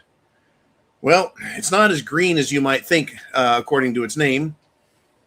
It's not as big on the maps as it looks like on a flat Mercator map. It's actually much smaller, much, much smaller. Just like Canada is much, much smaller. Just like Russia and Europe are much, much smaller than they look on the map because of the actual shape of the planet. So the Mercator projection. Now, enough of my comedy. Thoughts on Greenland. Denmark owns Greenland. Apparently, they colonized it. They're colonizers, folks. Oh, yeah, they're colonizers. Shouldn't we be creating liberty for the colonies of Denmark? Right? What about the Inuits? What about the Aboriginals, the natives, if you will, that live in Greenland? Shouldn't we care about them? I don't even know if Denmark treats them well or not. I have no clue. Apparently, there's approximately 50,000 people there. And I think Denmark was the, and folks, I love the Danes. I love wooden shoes. I love windmills. I love ice skates. I love floating in boats on the water, right? I got a lot in common with the Danes, the Dutch, because, well, genetics. I'm Scandinavian. Okay, but Greenland. Trump has been threatening to take Greenland. Trump thinks that Greenland is necessary to secure the, let's be frank, to secure the power and authority and resources of the United States government. I don't believe for a second that Trump wants Greenland because it's going to help us Americans. He hasn't done a whole lot to help us Americans other than promise us no taxes, promise us $5,000 rebates, promise us $2,000 rebates, promise us a 1776 rebate, promising us, well, maybe no taxes at all, promising us that tariffs will solve all our problems. Lots of promises, but nothing really has done anything. So what is Greenland? Greenland is a nation state or a nation colony offshore. It's a large island. And it's necessary for the United States of America to maintain a military and surveillance cushion around our country. Folks, even more so than Canada or any other country on the planet, the United States of America has a cushion. On one coast, we have the Pacific Ocean, which is 3,000. I'm sorry, it's even more than that. But it's 1/3 of the Earth's circumference. Everyone's on the other side of that. It's a long ways. On the eastern shore, we've got the Atlantic Ocean to keep Africa and Europe off of us. To the south, we've got Mexico. And if we had finished the fucking wall, we'd have that cushion. To the north, we've got snow Mexicans, the Canadians, which is a pejorative, but it's also humorous. Okay.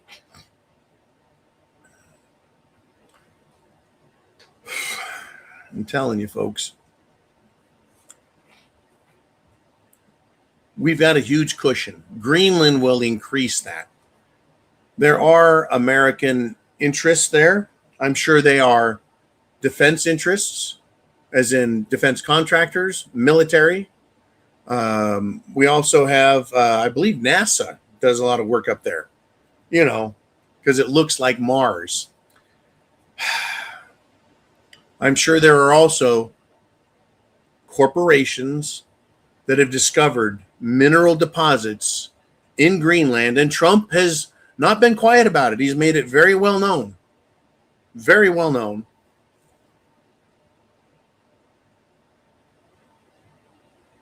that there's stuff there that we need to make America strong. And so he wants to go after it.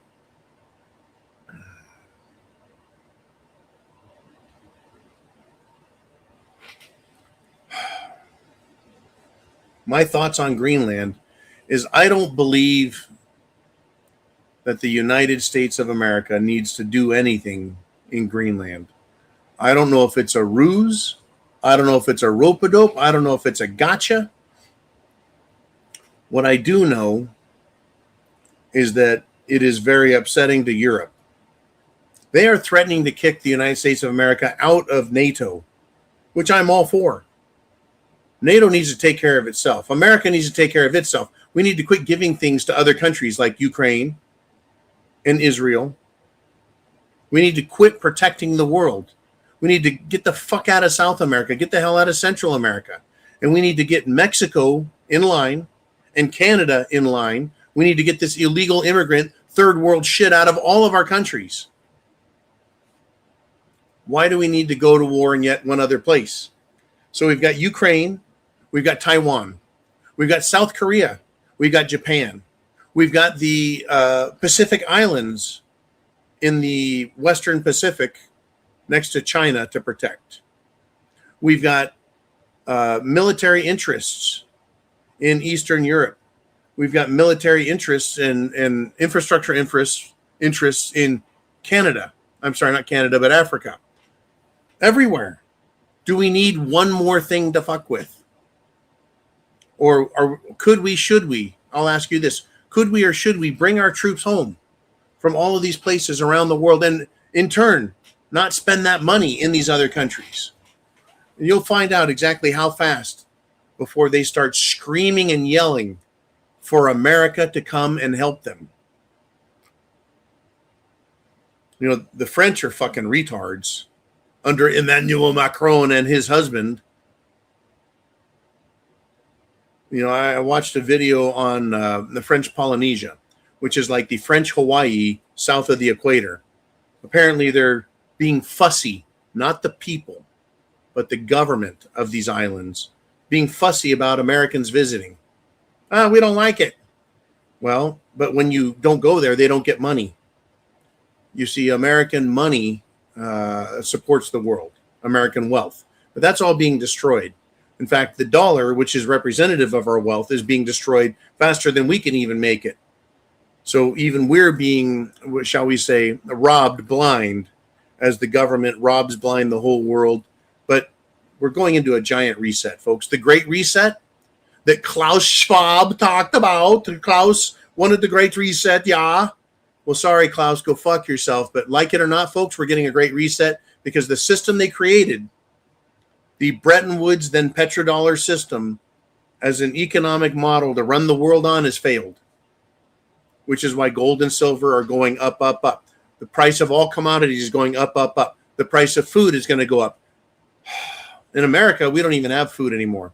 Now we have chemicals and GMO shit because it's cheaper to make chemicals to feed us than it is to grow food. It's better for Monsanto and big agriculture to sell shit seeds that are modified so they create their own poisons inside and have very little nutritional value for us. But boy, they're full of sugar. And so they feed us that shit. They're poisoning us. They're stealing from us. They're robbing us blind. They're sterilizing us. They're fucking killing us. Everyone. World War III, it's coming. Now, what's fascinating to me is it's not just going to be the United States that burns or just Europe. World War III, if it gets hot, nasty, is going to be extremely destructive to every country on the planet, including the United States of America. Other countries don't have money or resources to survive without an effective operating model of food, water, money, and trade But in the United States of America, while we have all of those things that we can do internally, a lot of it has been sent to China and down to Mexico, and they're getting the wealth and resources from that. But here in America, we've created our own internal model of destruction. And that is the political system, which we've described ad nauseum, with all these foreign fucks coming in, these foreign religions interfering, these foreign countries paying people, and the stupid liberal dimwits that want to see the country absolutely destroyed. Anyways, I got another message. Hold on to that thought, Chin. I got another message from Venmo that Chelsea commented. I can't open it because it requires a special app that I don't have. But Chelsea, if you got anything else, get it to Mr. Uman in the comments section. He'll be keeping an eye out for it. I don't know if that was already taken care of with the last message. And now Chin Music is back. And he says, Europe is going to kick us out of NATO? That's like Jerry, the Democrat, no-nads Nadler, throwing the bouncer out of the bar. Yeah. Yeah.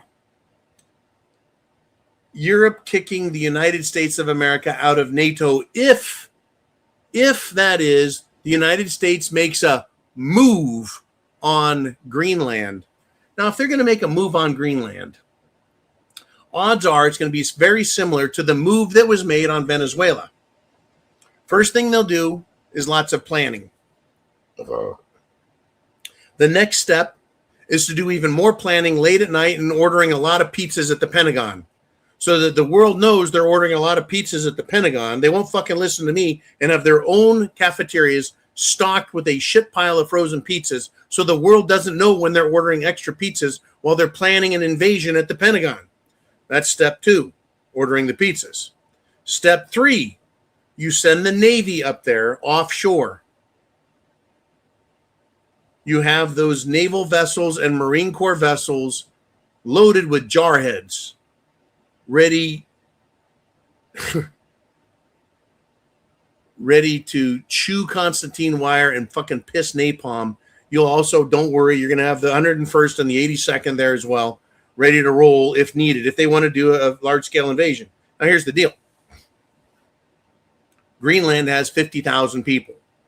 Greenland does not have a military. It's Greenland.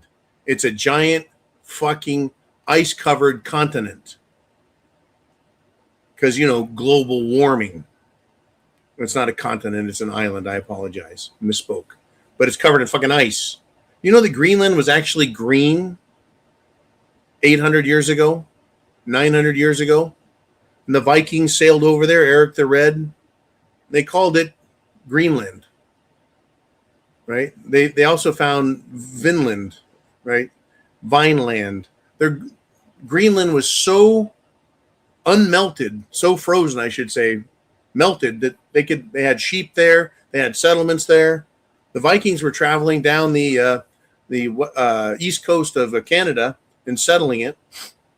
Yeah, that's how hot it was. And in England, they could grow wine grapes 800 years ago. Not now. They had some serious global warming. Where was all the industry back then? All the smokestacks and all the charcoal being burned? There wasn't. Anyways, these fucking people. Greenland has 50,000 people. They've got no standing army, no military. And the Danes. Good people, stupid government. They're inviting their own destruction just like the American government is. They're kick us out of NATO. The United States government pays, I think, 90% of the NATO defense bill. No army in Europe exists. They have military units. They have a NATO OTAN force. Oh, they've got NATO and then OTAN. They just spell it backwards with their letters. Oh, NATO OTAN. See how cool we are? We're Euro trash. Fuck you guys in the leadership positions.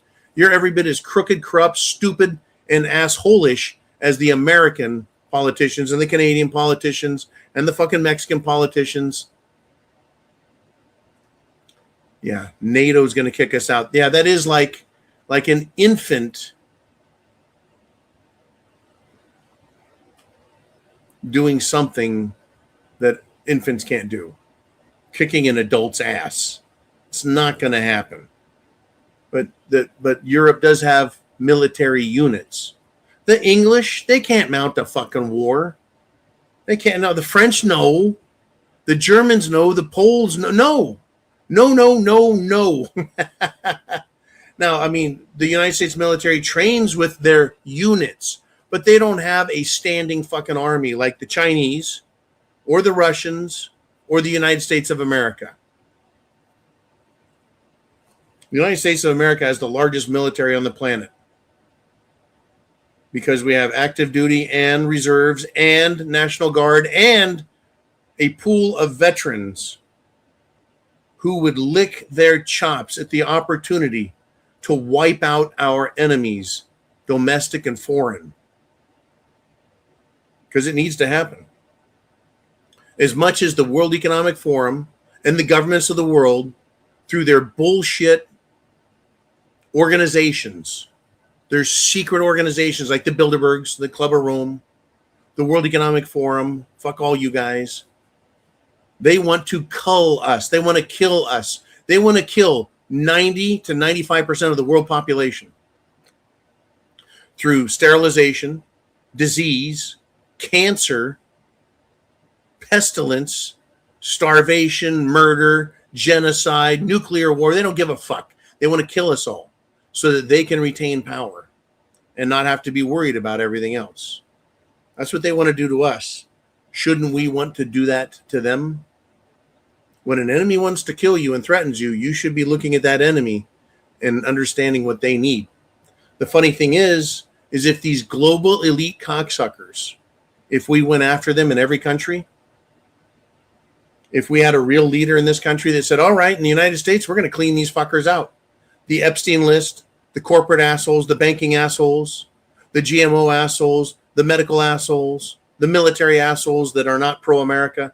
We're going to take care of our country. You, Europe, take care of your country. Russia, China, everyone. Get rid of the assholes. Instead of 8 billion people, we would have 7,900,000,000 people. Not very many need to disappear to get the evil off this fucking planet. And it would teach a valuable lesson, would it not, to the rest of the world? In fact, that lesson was once taught to elites, kings, aristocrats, lizard people. They all learned a very valuable lesson that started in 1776 when people stood up and said, you know what? Fuck this, no more. We're done with it. We're absolutely done with it. The king, fuck you. The military, fuck you. The judges, fuck you. The bureaucracy, fuck you. The governors, fuck you. We're going to govern ourselves. We don't need you. We don't need you, government from England. We don't need you, government from Europe. We don't need you, government from Israel, from China, from Russia. We're Americans. We should be able to take care of ourselves. And we should, by right, and ought to, take care of our own first. America first. If that happens, hang on, folks. You want to talk about SHTF. Mr. Uman, who's up next on the channel? What do we got? We've got Dan the Man Erickson with a $5 super chat. And he says, water purification methods are essential. And no water, you're non-functional very quickly. What's your go-to for fresh water in SHTF scenario? That's a question. What's your go-to for fresh water? Water you can drink and consume in SHTF. For me, the answer is way different than someone who is, well, in Arizona or New Mexico or West Texas. It's different for me than it is for someone in the state of Washington or the state of California. It has to do with geography. If you're in a low water area, guess what? Yeah, people are going to dehydrate. And when you dehydrate, you cramp. You can't function. You can't digest food. You can't think clearly. You can't walk distances. You can't operate or think properly. Water is critical. Water is absolutely critical. Washington State, you've got rainforests on the coastal side. Same with Oregon and Northern California, right? You go to the high desert side, you still have lots of rain, lots of water. It's a different environment. In Florida here, the go-to, it's fucking sand here. You can literally take a PVC pipe and a hammer and tap it down about 10 feet, suck on it like a fucking straw, and you got water. Now, Is it potable, or does it have bacteria and germs in it? Probably. But for the most part, there's ponds, rivers or creeks. There's springs here. There's bodies of water, lakes. I'm good. One of the main reasons I thought Florida, good. The laws are good. The people are good. The culture's good. The water is here. There's lots of alligators to eat. Or if you're a bad guy, there's lots of alligators to have you fed to them. Anyways, fresh water is absolutely essential. And Big Dan is correct. Don't forgo. Don't think it's not a big deal. Don't think it's going to be readily available. If you don't have access to water on your own because you're on city water and there's not ponds and not rivers, you need to look into a way to bulk store massive amounts of water. Some people have swimming pools. That could be 5,000, 10,000, 15,000, 25,000 gallons of water. All you've got to do is secure it from evaporation and contamination. Swimming pools are full of chlorine. It keeps all the bugs dead. Bugs meaning bacteria, viruses, that sort of thing. But if you can stretch a tarp out over your pool, weigh it down with bricks or rocks, you have a secure supply of water while things are bad. Right? And it's defensible. It's at your house or your property or whatever. Water is critical. Other people, you need to store it. Lots of bottled water. You need to think, if there's water sources available, how far are they? How far do I have to go to get some? If I do that, am I going to get shot? Water is important, folks. Do not minimize the importance of it. Do not forget. Anyways, thank you, Big Dan. You're always here with good stuff. That's on the prepper side, the planning side, the thinking side. Everyone else, they're getting thirsty. They're getting cramps. They're getting tired. They can't digest their food. Their system's shutting down. Their brain isn't working. That makes them scared. That makes them dangerous. That makes them, well, unreliable. They're dangers. If other people are dangerous, you need to make sure you're safe. Make sure you got water. Ooh, man, who's up next? We got, less than 10 minutes to go. What do we got? Lots of comments. We got Brad Junes checking in. And at the $2 super chat, he says, war is kind of going on in California now. Well, you got Republicans protesting in the Palisades area down in SoCal. You've got protests in Los Angeles. You got protests in the Bay Area. Small. Nothing too crazy. Nothing too crazy. People aren't getting shot off the street, shot out of their cars, shot out of their homes. Right? Things are getting nasty, though. People are waking up. Areas of California are just incredible, folks, with resources, but food is going to be scarce. Certain areas, water is abundant. Other areas, water not so much.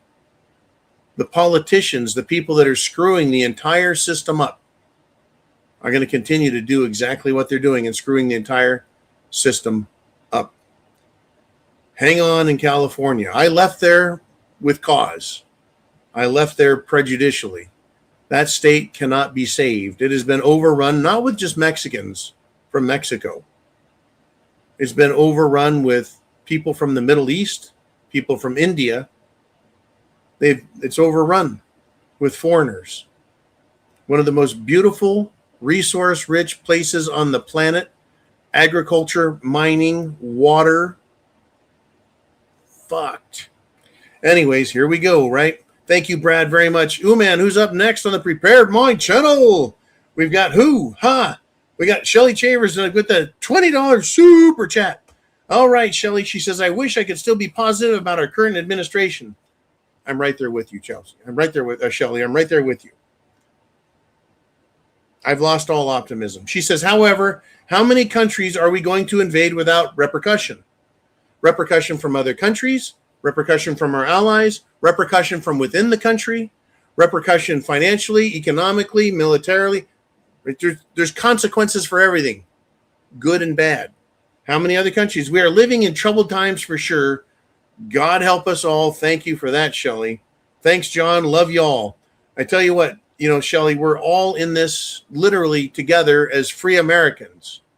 But we're also all in this together, not with just ourselves, But with these fuckheads, these liberals, and these foreigners, and foreign military, and people from the southern and other borders that want to invade our country, we patriots, we Americans, true Americans, not these fake Americans that have decided to sell out. We're in this together, facing Democrats, lying Republicans, foreigners, terrorists, foreign nations, and our own government is acting like the biggest enemy of all by selling us out, stealing our wealth, and fucking us over. All while praising themselves and saying they're doing a great job. I don't know what fucking planet they're on. I think they've taken their own fucking Kool-Aid and drank too much of it. People like Dan Bongina think he's a fucking hero. Literally, he thinks he's a hero after doing absolutely nothing and lying to us, saying he would, then doing nothing, then coming back out and thinking we're just going to get behind him and go, hey, thanks, buddy. You've got the younger generations, Gen Z especially. Yes, there's a bunch of the homosexual, transgender, stupid, pink hair, green hair, blue haired fruitcakes that are left-wingers.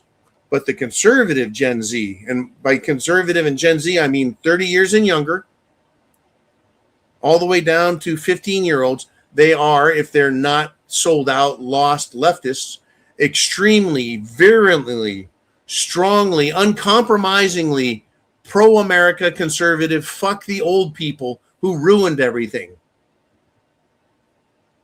And in Florida, James Fishback is appealing to these younger Americans to support him. He's only 31-year-old.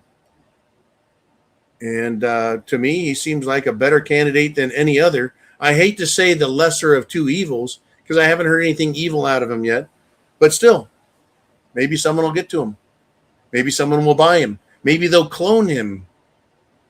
Have a body double that wears a mask and sells out the name James Fishback. And we're like, what happened? I thought that was a good guy. We're going to find out. We are living in troubled times. You bet, Shelley. And if we don't get our handles and our arms around this, we're going to be fucked. And I think that's just a fact of, well, the way the world is working. Let's do this. Thank you, Shelley. Shit, I'm running out of time. I will stay here as long as you guys need me to. And you have questions, comments, thoughts, and super chats. Let's do it, Mr. Uman. Oh, and it's Blue Cord Devil. Holy cow. Another scotch. And just keeping me right on that lubed up bubble, right? Just enough scotch to keep me going. That's poured that one a little tall there, Blue Cord. Thank you for the 18-year single malt scotch. The weekends are tough. And by the end of the weekend, I'm so worn out, I'm ready for a work week that's going to wear me out the other way. Here you are, brother. And there you go, down the hatch. He says, peace and prayers, John, Jolene, Uman, and everyone else out there. That's you guys. Watch your six. Stay calm. Stay armed. Folks, if you've got a weapon, a gun, a pistol, or whatever you can lawfully carry, and you never have to use it, no matter how big things get, how bad things get, well, scotch is working. No matter how bad things get, if you don't have to use it, good. But if you need it and you don't have it, you could be injured or killed.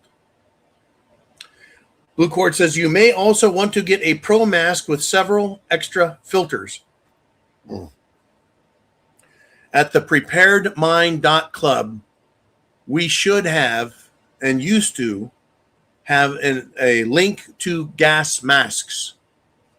My recommendation is you get gas masks for yourself and your family and your group, whatever your group consists of. They're inexpensive. Extra filters are needed as well. If you get a NATO mask, NATO countries have, while they may have different designs for their masks, they have a universal screw-on filter cartridge. They're supposed to be good for nuclear, biological, chemical, meaning no matter what the attack, you can wear that, you can breathe, and you are protected. Now, biological, you mean like Germ warfare. Yeah, germ warfare. I mean, if you want to be protected against cerveza bug, the common cold, and other, you need one of these masks. Nothing is foolproof. Nothing is 100%. But a gas mask rated for biological, nuclear, and chemical weapons is your best bet. It's your best bet. It's a good idea. I have several gas masks. I have many cartridges to replace them. Go to thepreparedmind.club and look up and see and make sure we still have access to companies. Thank you, Blue Cord Devil. Woo! Mr. Uman, do we have more coming? We got Viking Boomer checking back in with his number 2 for the day. $20 super chat donation. He says, hey, the West and especially America are hated due to envy. Very true. Jealousy. Very true. And we let all of our haters in. The West, meaning Canada, Europe, United States, England. Yes, we let all these people in. They want what we have. That's envy. They covet what we have. And so they are angry, greedy, jealous, and hate-filled. And so they come to our countries not to assimilate, not for the chance to prosper and live well, to live peacefully, but a chance to get in, steal our money, steal our resources, and rape women, enslave little girls as sex toys, kill the men, and steal our valuable and our wealth. That's why they're here. And it's, well, Viking says it's very similar to what the Romans did. History repeating itself? You bet, Viking. History repeats itself time and time again. Time and time again. Rome kept expanding. Rome 2,000 years ago. Because it was so corrupt. It was so hungry for resources. But in order to have a military go further and further and further around the Mediterranean, north up into Germania, north up into the England, Scotland, in order to go north, in order to head towards Iran to the east. They couldn't go very far. The fucking Sahara Desert stopped them in North Africa. But they went everywhere they could. And the further they went to fight, the harder and the more resources it took to keep that military fed, armed, trained, and manned. You run out of guys, where are you going to get them? Right? So what did they do? They had to take in mercenaries, people from other countries, and hope that they would perform. It was a system that was destined to fail because corruption always destroys an empire. Corruption is what destroys an empire. Crazy business. Thank you, Viking. Mr. Uman, we've passed the 2-hour mark, but we're still going. And we got Vijin checking in. And he is a YouTube member. And is that an artistic interpretation version of Martin Luther? I think it just might be. All right, Uman doesn't fucking know. I've seen that portrait many times. It's a painted portrait. I think that is Martin Luther. The man who said, hey, Catholicism, you're fucked up. We're going to try Protestantism. And he also wrote a book about the Jews and the Talmud 500 years ago. It's nothing new, folks. The same people doing the same things with the same corruption, etc. Uh-oh. Chelsea says, I skipped the $100 Venmo. I can't have that. That's no good. We wanted to hear a topic of his choice. We haven't been on in a while, and we're trying to make up for it. Chelsea, you and your husband have more than made up for it. Thank you. I got one, and then I got a thing from Venmo. It says 2. Chelsea paid. And I thought, why is it duplicating it? Looks like there's a $100 Venmo in there. And that means, number 1, I'll be having another drink. Well, I almost poured it into my coffee cup. So first off, at the end of the show, and in salute to you and husband, Chelsea, I'm going to do this, and then I have a great topic that I'd love to talk to you guys about.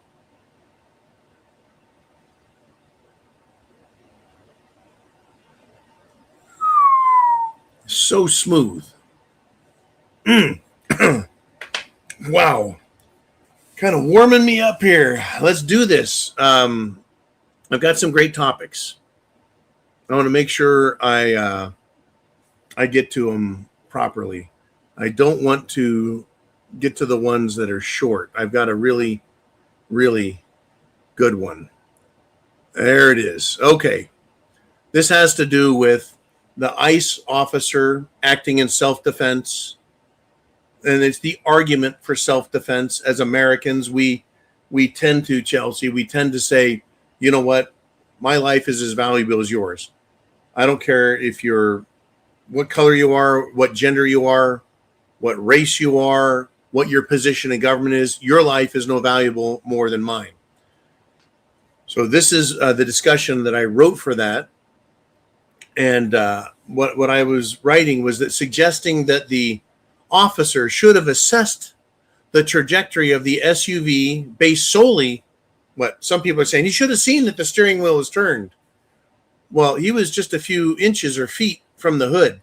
It's unrealistic to expect somebody to be able to see the car, the vehicle, listen to the engine, see the wheels, where they're turned, what the driver is doing, what they're up to, and listen to everyone else screaming, and then be able to make the absolute best decision where nobody in the world gets hurt.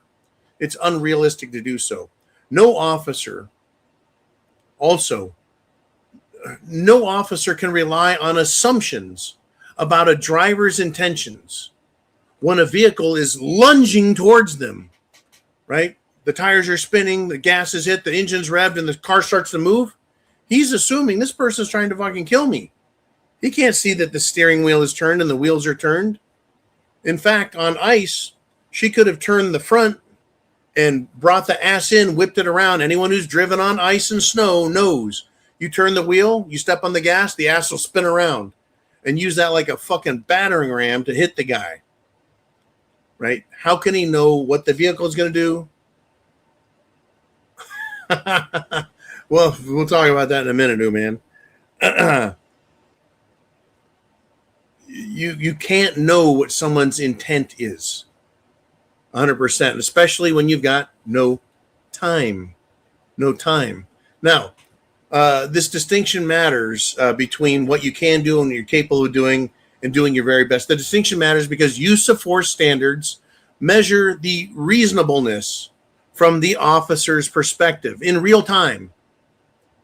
Right? The officer can't go, well, in hindsight, and that's what I should have done. Or everyone, time out, I'm going to do a slow motion replay of everything and everyone so I can assess everything before I decide to defend myself against a threat. And again, they're like, well, all he had to do is get out of the way and let her escape. Well, yeah, I get that. I understand that. I've made that argument. Maybe they should have just let her escape. But maybe she'd have gone down the street, whipped around, come back and charged at them all full speed and taken out not only one officer, but maybe multiples and civilians as well in a fit of stupid rage. And everyone has to agree, if you're intelligent and informed, that Democrats, these lunatic protesters, you cannot rely on them to use good judgment. They're fucking whacked out of their minds. Now, so you can't use hindsight. You can't use slow motion. You got to make a decision right at that point based on what's going on. This person has been harassing them, following them, giving me a hard time, refusing to obey, and now they're taking violent steps after being told, stop, get out of the vehicle, right? A rapidly accelerating vehicle at close distance is, according to federal training programs, it's recognized as a lethal threat. A lethal threat. Now, that's what happened. That's why he shot. That's why the police, the government are saying, hey, he was in the right.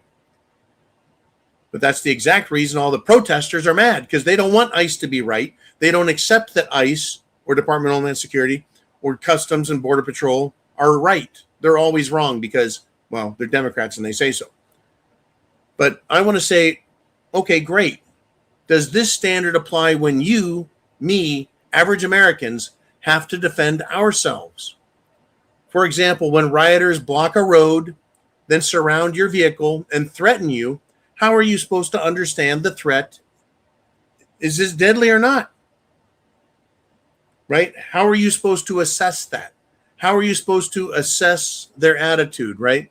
Like they're saying, this cop, he should have known. He should have known. He should have assumed that everything was good. You can't assume anything, right? When rioters block the road, surround you, threaten you, right? How are you supposed to understand that threat if it's deadly or not until they've pulled you out of your car and started to kill you? Dead, 100%. Then you're like, okay, I'm dead. I guess I should have recognized them as a threat, right? Any act of violence, I can easily argue, can become deadly very quickly, especially when there's an angry mob crowd and they're breaking traffic laws. Like this ridiculous fucking broad is at an immigrations and customs enforcement action site. They're trying to get illegals. And then they show up with their vehicle and start interfering, right? Any act of violence, whether they're in a vehicle or out, can become deadly very quickly, especially if there is a crowd of more, because then you get crowd and mob mentality. The scotch is working, right? If they're all, let's just say you're pulling up to intersection and people are breaking traffic laws by standing in the fucking road. They're screaming, they're waving objects. They've got sticks with signs that can easily become sticks to break your window, dent your car, stab you. Improvised weapons. They can carry bats. They can also carry bars of iron, hammers. They can carry weapons, right? Improvised weapons. It can happen very quickly, right? So when people step in front of a car and block a car, to me, that shows intent to kidnap, rob, rape, beat, or murder because they've taken a position to block you, and it's violent, right? What if they did that to a cop in a cop car? They should step on the gas and get the fuck out of there. Should they roll down the windows and start shooting people? If they're being shot at, I don't know, right? How bad does it have to be before you're allowed to defend yourself, right? You're surrounded. People step in front of your car. They step behind it, right? And then this idea in your head that their intent is to, at the very least, batter and beat the car to death, but probably kidnap, rape, rob, beat, murder you. The intent is then fortified when anyone in this group that has surrounded you puts their hands on your car and starts hitting your car with hands and objects.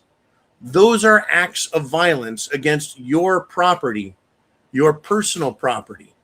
Those acts of violence, pounding on the car, can escalate to breaking windows and stabbing and beating you in a matter of seconds, right? To go from a loud protesting group to a murder scene takes 10 to 20 seconds. When a window is broken and the person is smashed in the skull or stabbed or beaten to death by the mob. There's no time to consider, folks. If the crowd merely wants to destroy property and be assholes, just bitch slap you a little, or murder you because of the color of your skin, or the vehicle you're driving, or the bumper sticker that's been detected by these radical communists, and they decide they don't like soldiers and Marines and veterans and Republicans. Now, what if your house door, what if it's being banged on and there's people claiming to be government officials? But you aren't a criminal. You know you're not a criminal, but the government officials are saying they're there. But, do you open the door for them? How do you know if they aren't fake government officials or fake cops in fake uniforms, just like in Minnesota? That's right, the same Minnesota, where a state senator and her family, her husband, were murdered by a guy dressed as a cop, pretending to be a cop, using cop words, which you can hear on television, or if you're a protester, you're always hearing cops talking, so you know what their language is. Can you trust anyone claiming to be a cop at your door, banging on it, especially when you aren't a criminal? Like if they showed up at my place and started banging, bam, bam, bam, John, come up, get out of there. I'm like, I can't trust you. I don't know who you are. You could be dressed as a cop, but you're a bunch of fucking radical lunatic fucksticks, right? What if, rather than just being loud and banging on the door, men dressed in all black, SWAT-style clothing, and they're screaming and using a battering ram on your door? Are they SWAT or are they Antifa? Because Antifa wears all black. They wear tactical vests. They wear the SWAT helmet. They wear SWAT-style masks, goggles, gloves, elbow pads, knee pads. They look just like fucking law enforcement. So, dressing like civilian or even military authority figures is not hard to do, nor is yelling and making demands hard to duplicate. It's these demands are not hard to duplicate. In other words, talk and sound like your military, police, government, or whatever. And if you're not a criminal, how would you know proper law enforcement orders from pretend or mimicked orders, especially if there's chaos in your neighborhood? What if these threatening people break through your door? Do you, an innocent civilian, not a criminal, have a right to defend yourself and your family against unknown intruders who are pretending to be the authorities? Remember in 2020, Antifa and BLM broke into houses in Seattle, told residents they were to leave and abandon their homes to these communist protesters. Some did. Some were beaten, some were raped, and some were murdered, though the mainstream media has refused to report the facts from that time, choosing instead to report things were mostly peaceful. Women had their homes kicked in. They were raped. These people dressed and acted and talked like they were authorities. We're in charge now. We're in charge of the government. You have to get out. Right? Now, the upshot to all this is cops can defend themselves, and so can we. Whether it's law enforcement or unlawful protesters, we have the right to self-defense as well. We have the right to assess a risk and determine whether or not we can protect ourselves. We have the right to be secure in our persons and papers from unreasonable search and seizure. The Constitution doesn't address the right to protection from unreasonable search and seizure, even of one's body, to use the Second Amendment right to bear arms as the remedy. But a reasonable brain, an intelligent mind, will conclude that is exactly what is meant. That without papers, an arrest warrant, or evidence for a lawful arrest, one can resist force with force, deadly if needed, to protect one's life and the lives of those around him. So claiming to be from the government and claiming they have the right to be there is no reason or to let them destroy you and kill you, because they could be fake. They could be lying. This happened in Hurricane Katrina, when police went door to door, confiscating people's weapons and saying that was their right, their authority, and people gave them up. Unfucking believable. People were shot and killed by law enforcement. Women were raped by law enforcement during Hurricane Katrina because they had ultimate authority. The people submitted. They weren't prepared like we are today. And they gave up their rights, and they gave up their property, and they gave up their decency. Understand, folks, you have the right to protect yourself. Having said all that, the government agents out there are also facing these liberal fuckheads who think cops should never be violent, but they, the protesters, are fully allowed to be violent because, they were offended. They were offended. And when they're offended, they can do whatever they want, and cops aren't allowed to do nothing, and no one else is allowed to defend themselves, but they are Democrats and communists, and they know what's right or wrong. Right? For us, folks, we're going into violent, irrational times. Government doesn't seem to know its proper job and how to do it. As we hear from liberal governors and chiefs of police, they won't stand up and defend us.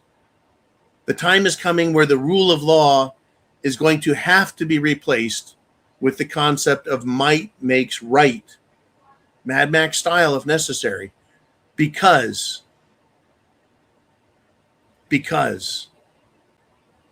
of who these people are.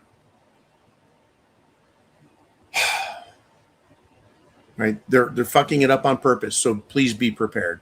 All right, we're at 2 hours, 20 minutes and going. Dan Erickson says, stand up from your chair and show us what you got. You're talking about weapon. I can't do that. I can't do the weapon because the video will be flagged and taken down. Literally taken down. And I'm not going to do that. I didn't put all this time in and energy with you guys to take it down. That's for the AR-12. Okay.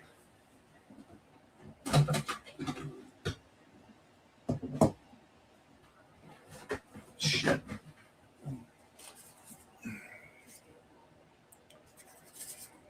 30 round magazine AR-15s. Okay. That's what I've got. And I've got a lot of it, just like you guys do. I don't fuck around. Right? I don't fuck around. I know you don't fuck around, Dan. Nobody fucks around.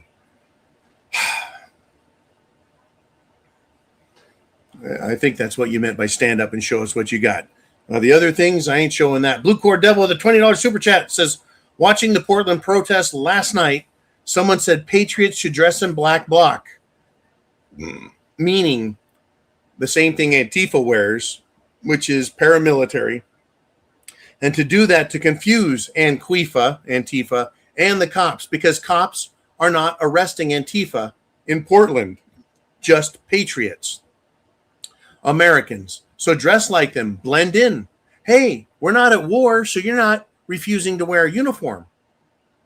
You're not dressing like the enemy because it's not war, it's just protests. So yes, if I lived in Portland, I would dress like Antifa. There would be something on my uniform, on me, that designates me as not them and a patriot. It would probably be something on the back of the helmet or the back, a piece of blue tape or red tape or something to indicate, don't kill this guy. He's one of us. That way we could identify ourselves. That could also include key words, as in passwords, codes. Right? When you greet people, you use a specific word. That way they know who you are and they respond with the counter word. We did that in the military. When you have a skirmish line, fighting holes all set up, and you got patrols going in and out. They come back in, they make a sound, indicate that they know where you're at. They say the word, and then you let them in. Right? You ask for the password. Right? Who is Mickey Mouse? And the response would be, Minnie Mouse's boyfriend, whatever the fuck it is, right? Simple, fast, clean, or using words that help you indicate and hear, does the person know how to say them properly? Right? Let's just say the question is, hey, who's your favorite president? And the answer is not to just say Trump, but I love Trump.